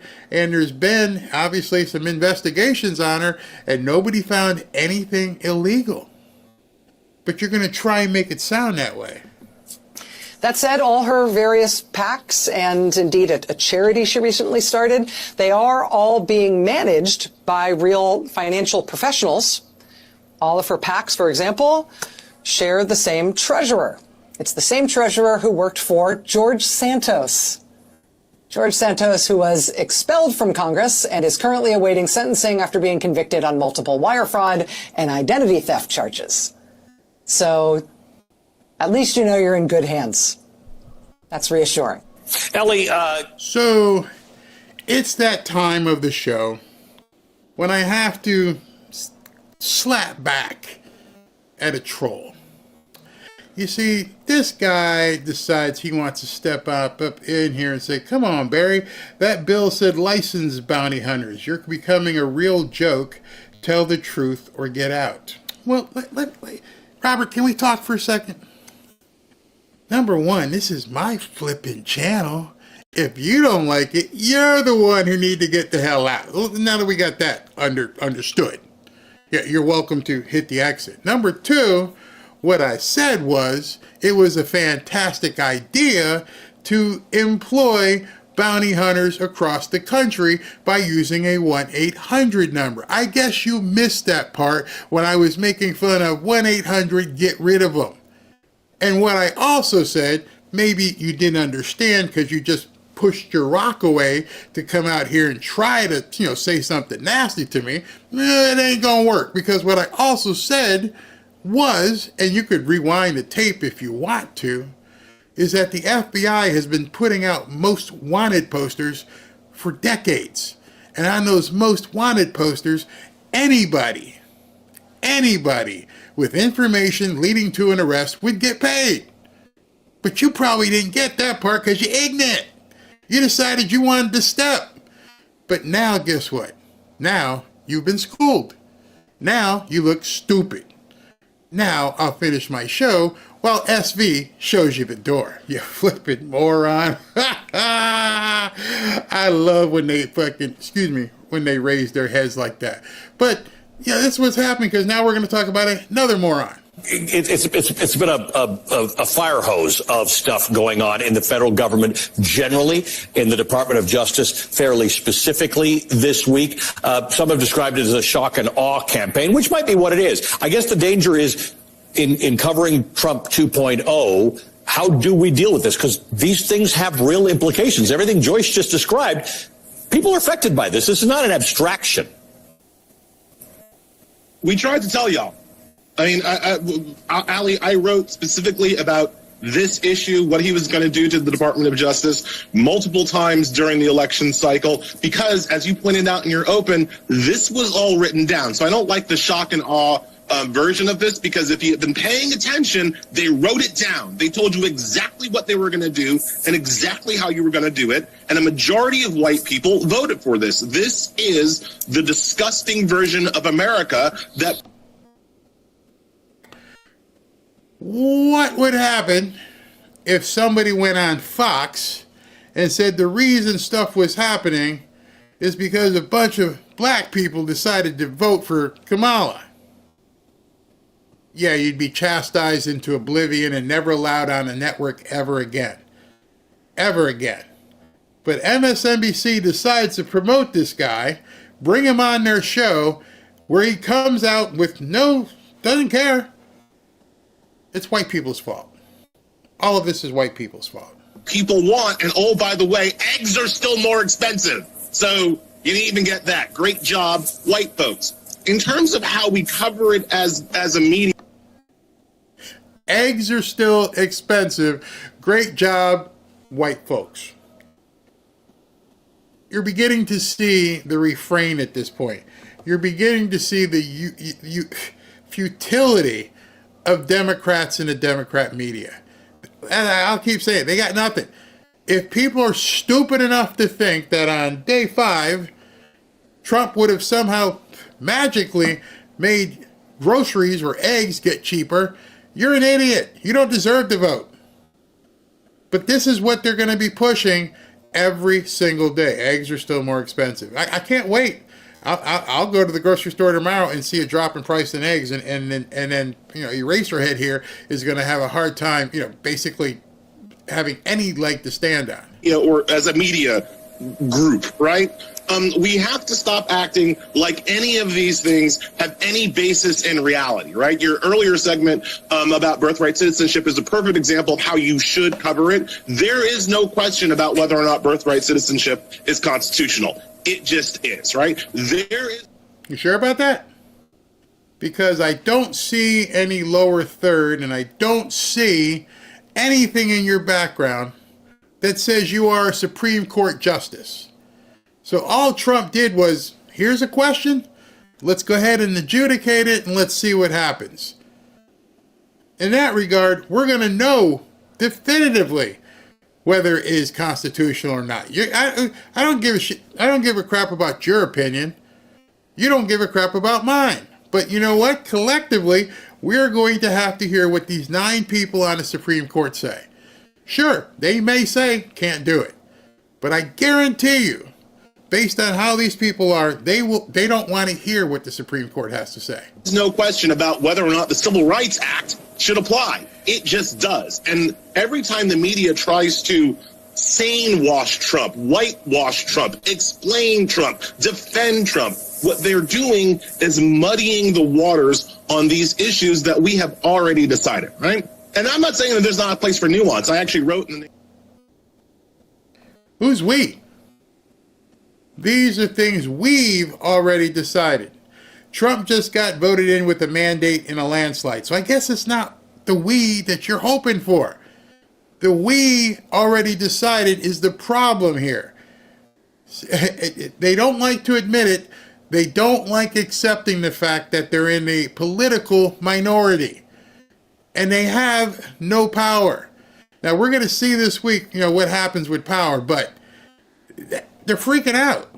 About how if Trump wants to end DEI programs, that's legal. DEI is a policy. DEI is a policy invented by white folks who try to stop other white folks from being racist. If they want to end the policy, the next media question shouldn't be like, oh my God, you're ending DEI. The next media question should be, okay, so what are you doing to combat racism in employment and hiring? What are you doing to combat sexism in employment and hiring in the federal government, the largest employer in the country?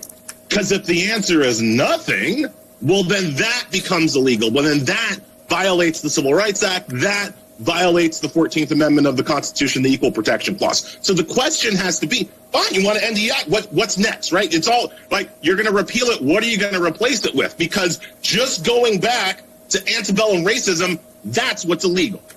That's an interesting point. My stage manager, Joe, is listening to you, thinking, and he's got a look on his face that says, does Ellie think he's going to get an answer to that question? But I appreciate that you're offering that we ask it. Joyce. I'll give him an answer. Since your stage manager, Joe, couldn't give an answer, since you couldn't give an answer, I'll give you an answer. It's called going back to merit, performance, ability. Notice when Eraserhead Man was talking there, all he talked about was grievance. If you take away DEI, you want to know what's going to replace it. No one wants to say what's going to replace it.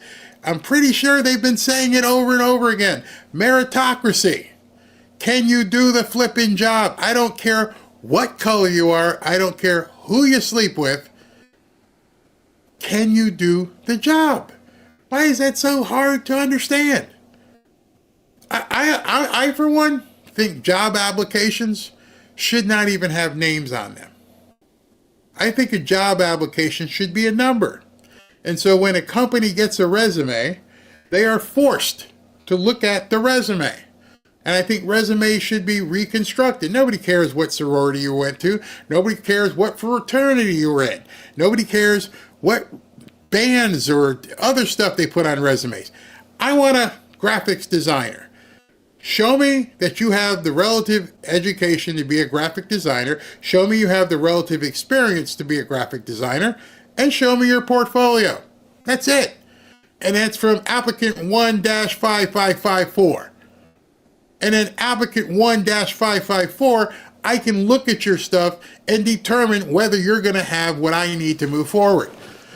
You see, but LinkedIn, they're never going to do that with Reid Hoffman. Indeed, they're never going to do that because that's part of the selling. Hi, I'm so-and-so. So you see their face right on their resume. And they come in. I don't need to do that.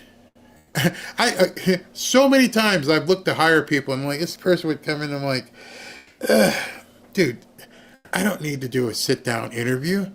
I just need to see if you can do the job. Show me.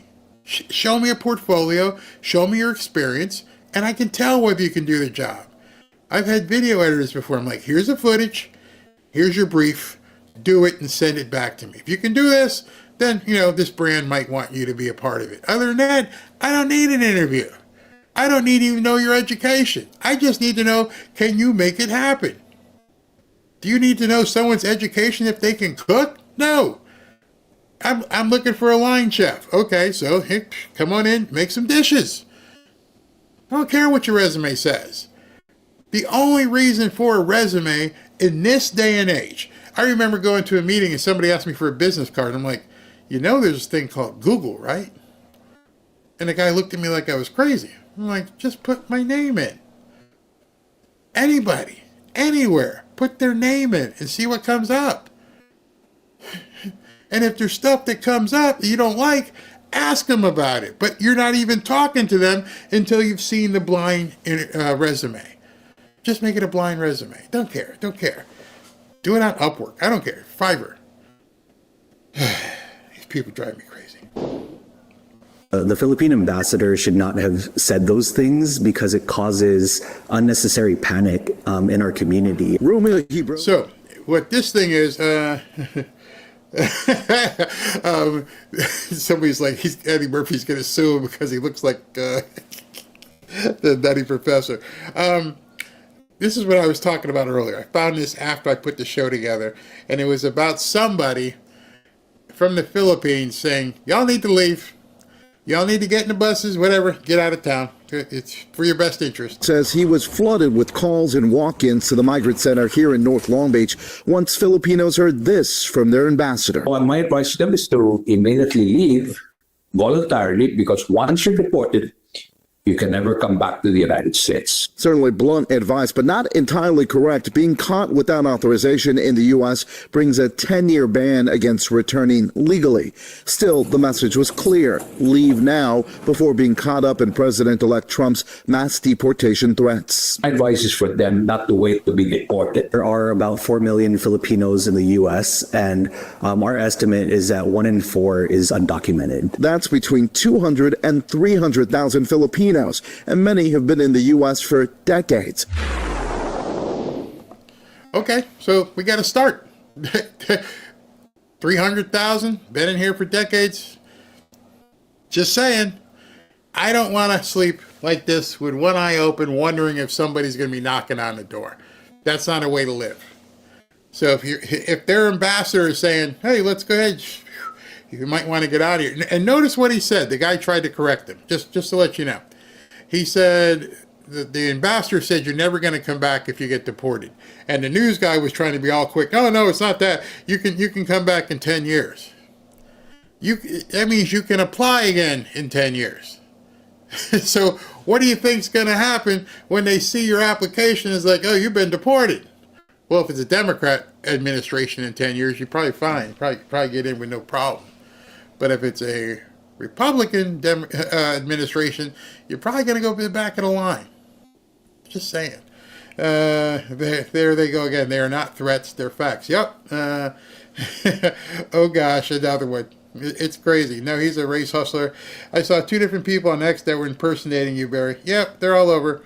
All over. I guess that's a good sign. But yeah, if you find them, let me know, and I'll have Elon do something. Also, people have to, you can't protect a fool from himself. Talk about DEI. I've been black all my life, and I never got involved in anything where I needed DEI or affirmative action to do anything. I didn't know anything about it. Didn't care. Hey, you want to hire me? No? Okay, well, this guy will. Just go on to the next one. It's been 6 days. Grocery prices are high due to Pedo Joe inflation. Barry, where'd that go? Barry, you think you're annoyed? Barry, you think you're annoyed with these crazy people? Just think how Trump feels like with them. Yeah, and at this point, Trump's basically just saying, I don't give a you-know-what. When a guy as president, just imagine how much this must have ticked people off. Let me show this to you again as we get ready to close here. If this guy is, and you'll never see another politician, you'll never see, definitely won't see another president, but for Trump himself to post an AI-generated version of him with a fedora and a pinstripe suit on in front of a sign that says FAFO. We're never going to see another politician like this because he's not a politician. I don't care what you think. I'm going to do what I promised these people. And if you don't like it, too bad. And if you do like it, you're just going to keep seeing more of it. We're going to win so much, you may even get tired of winning. And you'll say, please, please, it's too much winning. We can't take it anymore. Mr. President, it's too much. And I'll say, no, it isn't. We have to keep winning. We have to win more. We're going to win more.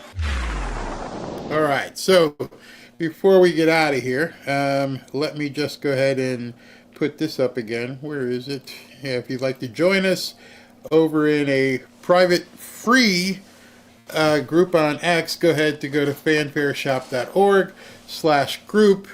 And if you'd like, we're going to give away some hoodies here in a second. If you'd like to enter to win a hoodie, go to fanfareshop.org and go ahead and enter. Now, one thing, programming note. Next week is going to be flipping crazy. Just so you know. This is what we got next week. Tulsi Gabbard, what day of the week is that one? That's on Thursday. And then we've got RFK Jr. on the 29th. And then we've got Kash Patel on the 30th. I think Kash Patel's and Tulsi's hearings are at the same time with different committees. So we're going to be slammed this week. So what I'm going to do with the Tulsi and Kash situation, I'm going to broadcast Kash's hearing live. We're going to pick that as the primary. And then what I'm going to do is I'm going to tape the hearing with Tulsi, and then within like 30 minutes we'll start a new show and we'll watch the recorded version of Tulsi. There's no reason, there's no way to go back and forth because you don't want to miss anything. So I understand that this entire week is going to be absolutely nuts. I mean, crazy. Fireworks galore. So I'd love to have you guys watch it with me. Let's have some fun and cheer her on, because this is going to be nuts, absolutely nuts. My 7-year-old son loves the winning clip. Too much winning. Next week I probably will wear out the button. That's crazy. The 17,000 doctors against RFK Jr. Fake is the 51 intelligence officers who were talking about Hunter Biden's laptop being Russian disinformation. Yeah, right. Sure it was. We're not buying that. Not going to buy it anymore. All right, so let me go through this. The bee's knees. Barry, you might need to start a swear jar. Yeah, I only did 2, and they flew out of my mouth pretty quick because these people tick me off. Our Heath, birthright citizenship will be found unconstitutional. The parents must be subject to the jurisdiction of the United States. That's going to be the definition. If you ask 10 people that, what does that mean? I don't think I think you'd probably get 12 answers, because some people may answer twice. Don't know what that means. What does subject to the jurisdiction of the United States mean? That is going to be something that we're going to see a lot of people talk about once it hits the Supreme Court, if it hits the Supreme Court. Sandy M, I love the new threads, Barry. Very dapper looking. Oh yeah, thank you. My wife is dressing me now, so I'm having to look nicer. Joy Kirkland, and what the F have you done, Rachel Madcow? Must be nice to judge someone for something you've never done. You've never served anyone. Nope, she hasn't. Nope. She just got paid a lot to spew her venom. Lots of venom. Let's see here. A lot of you guys are talking about the gas prices and Al Sharpton giving money to people. Crazy. Let's go here. We go here. Raven Kirkendall. I haven't heard from you in a while. They're saying Trump is executing Plan 2025. So? Oh well, it is what it is. If it looks like it, good luck. Who cares? 1-800-PACK-UP. Love the button up look, Barry. Thank you very much. I guess I'm stuck with it. You guys seem to like it. R. Heath, I'm so happy you're focused on your weekend shows. There's a lot less information on the weekends. So what R. Heath is talking about is every night they run numbers on live streams. All live streams, United States live streams, and news-oriented live streams. And so I've been working on the news-oriented live streams, and most days I'm between 15 and 19. Sometimes I'll fall to 25 if there's nothing really strong on. But most of the time between 15. I've been as high as 13. Sometimes I've been under twice with the Rumble. because you got the big boys, you got the Dan Bonginos, you got the PBDs, you got the Benny Johnsons, but on the weekends, I've noticed there's not a whole lot of competition. So I'm like, I'll be like Mark Levin. I'll do Sunday shows in addition to the week shows if the wife doesn't have anything planned, obviously, because that comes first. Marie, Lynn, Barry, thought you looked dapper in button downs. I just want you to be comfortable in the polos. You work hard for us. Thank you. I'm comfortable in this shirt. I'm just going to have to get a lot more of them. Marie, Barry, let me go. Where'd this one go? It was from Joy. Did I put it up? Yeah. Barry, love you, but I got to have my coffee. However, you are correct. I haven't bought a Colombian brew in over 20 years. No Starbucks, though. Yeah. Whatever you want to, you're not forced to buy Colombian coffee. So if like some coffee that can't be grown here in the USA, can't the foreign country have a business here to say pack and sell with no tariffs? Yeah, I mean, they will follow the coffee and make sure it's not just Colombia being sold to another brand. But yeah, you can find different brands. America Ramirez, the military is clean already in North Carolina. Saw the video. Yeah, I saw the Army Corps of Engineers is on the ball. Julia Lawson, Barry, traveled from Virginia to North Carolina in mid-October to volunteer for Samaritan's Purse for 4 days. FEMA was still not present at the 4 locations I went to. Yep, I've heard that a lot. A lot.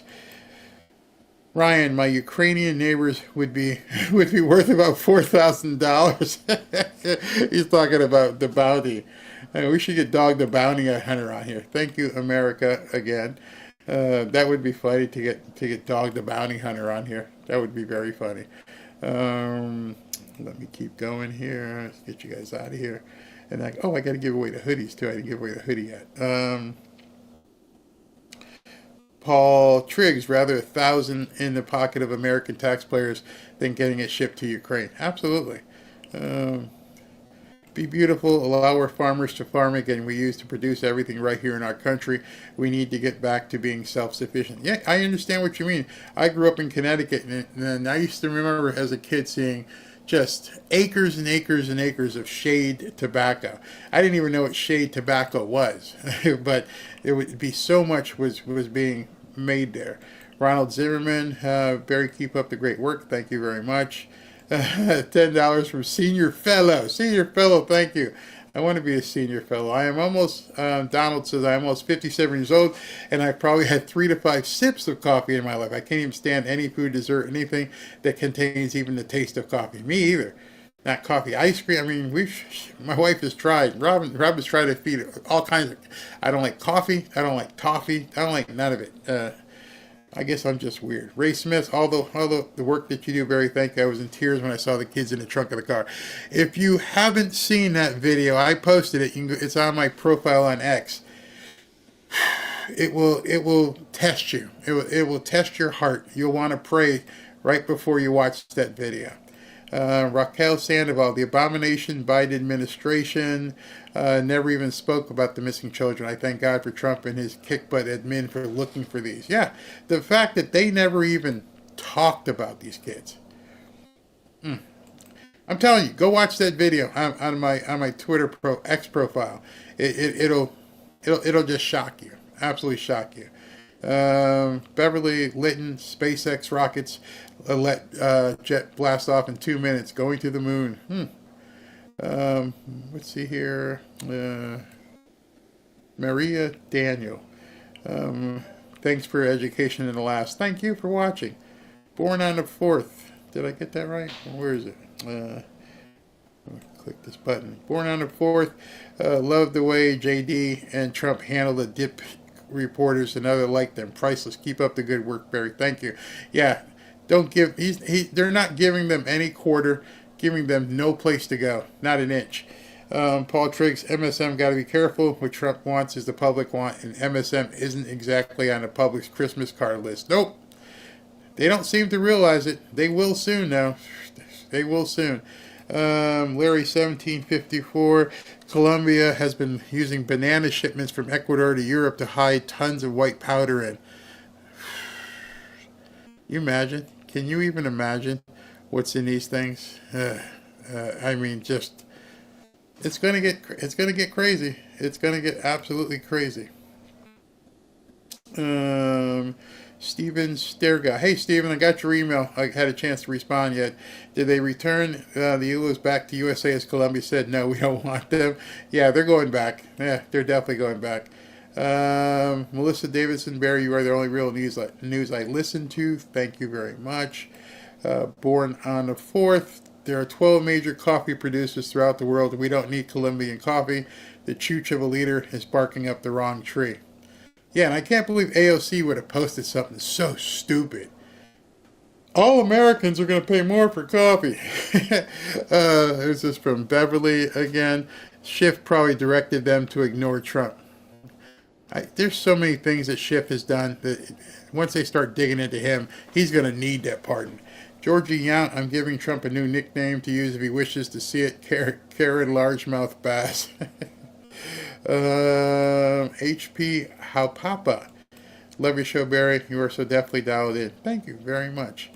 Della Delarfin. Where'd that go? It went to the next page. Hold on.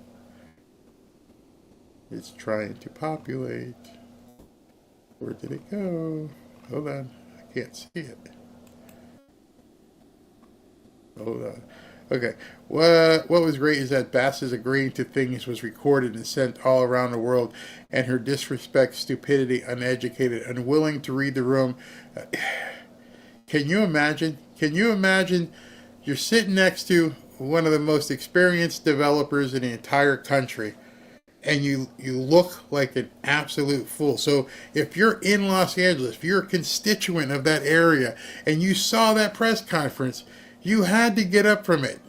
Or if you're watching at home and went, oh my God, she has no clue. My house just burned down. And this woman literally has no clue. And they expect the government just to hand them billions? No way. Am I reading this right? Wow. Kathleen Gray, thank you very, very much. Wow. Greasy wasn't invited. Just show up at the airport. Wow. Thank you very much. That's impressive. Thank you very, very, very much. Anthony Brito, thank you. There is lithium in the area of North Carolina. Yep, I heard that as well. Meet Lee, thank you very much. Viking King, how you doing, bro? The first anyone got to see that Mount Dew was in the movie Real Genius. I gotta look that up. Steve Bankowski. Barry, there are probably some really bad or powerful gang members on those planes back to Colombia, and their president is threatened. Just imagine that. Just imagine that. Who's on those planes? That would be scary. Barry, would just like to thank you for your channel. I've become dependent on it for the best news and exceptional commentary. Thank you very, very much. Thank you. Sometimes they're too long, like this one's been 3 hours and 15 minutes. I apologize. Looked like Maui. Yeah, same pictures. You should look up, I don't know if it's real. I was never able to verify it, but look up a story about the Volkswagen bus that was sitting in front of a house. I don't know if it's true, that's why I never put it up there, but I'd love to hear your opinions on this Volkswagen bus that didn't get touched by fire. Judy Leslie, thank you. Subster, thank you. The world is watching to see who does what. And the Democrats don't seem to have any idea what to do. Trump says we shoot coyotes around here. Oh, God. If you saw the pictures of him walking around the casino, that was boss move. Ryan J. give the migrants parachutes and yanked them out the plane when they were in the plane is in the air of their country. Yep, I'm good with that. You can imagine what's in store. KRO, take the cannoli, leave the gun. He's talking about the Godfather. Paul Triggs, gangster through and through. Oh yeah, he really was. All right, so I think I've covered everybody. Let me just make sure I didn't lose anybody. Here's one here from Sunflower Heart. Thank you, Barry. Trump to the rescue. And I think, let me just make sure. Bill Wyke, good evening. Good job tonight. My wife Bonnie and I love your show. You talk the truth. Have a good night. I mean, I have fun as well. And, you know, that guy who said, you know, you messed up. It says a bounty hunter licensed. And I'm like, we've all seen, every one of us have walked in a post office, have seen a most wanted poster. And they offer reward anybody who leads to the arrest of something. So it would be very simple for them to turn on an 800 number and say, hey, we're giving money away. Just call in. Neo, thank you very for keeping it real. Trump will keep America winning. Love the gangster president. We'll put everyone in their place. You know, you're going to start seeing, you're going to start seeing, what do you call it? Thug life memes and everything else. All right, everybody. Thank you very much for tuning in on a Sunday evening. And you still have time to go watch the second game, which I believe is the Bills and the Chiefs. I think the Eagles beat the Commanders/Redskins earlier. So the Eagles are going back to the Super Bowl. And it looks like, you know, the winner of the Bills-Chiefs game will be there. All right, everybody, thank you very much.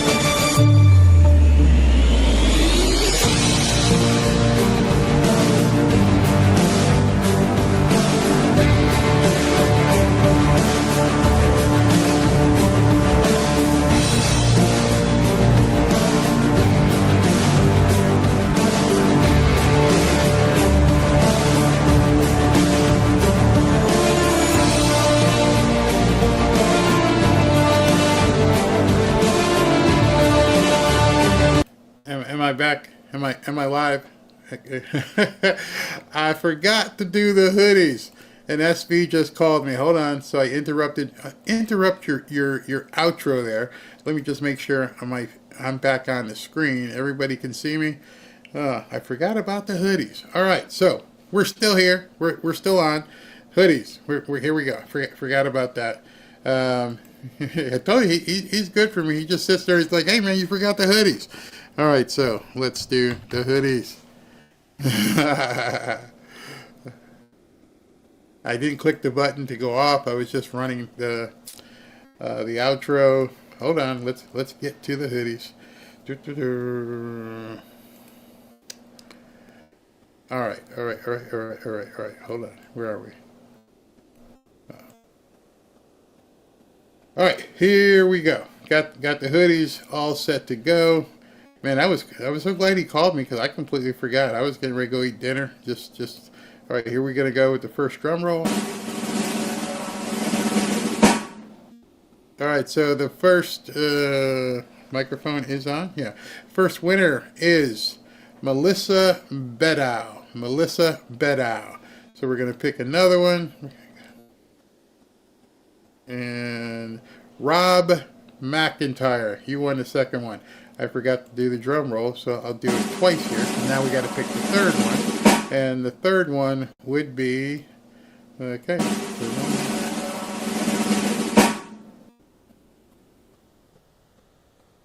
Brenda Held, you are the third winner. All right, so we got him. I'm sorry, I was ready to go eat. I was done. Thank you, SV, for the phone call. Thank you guys for hanging on and wait until I gave away those hoodies. We'll see you tomorrow for sure. Bye.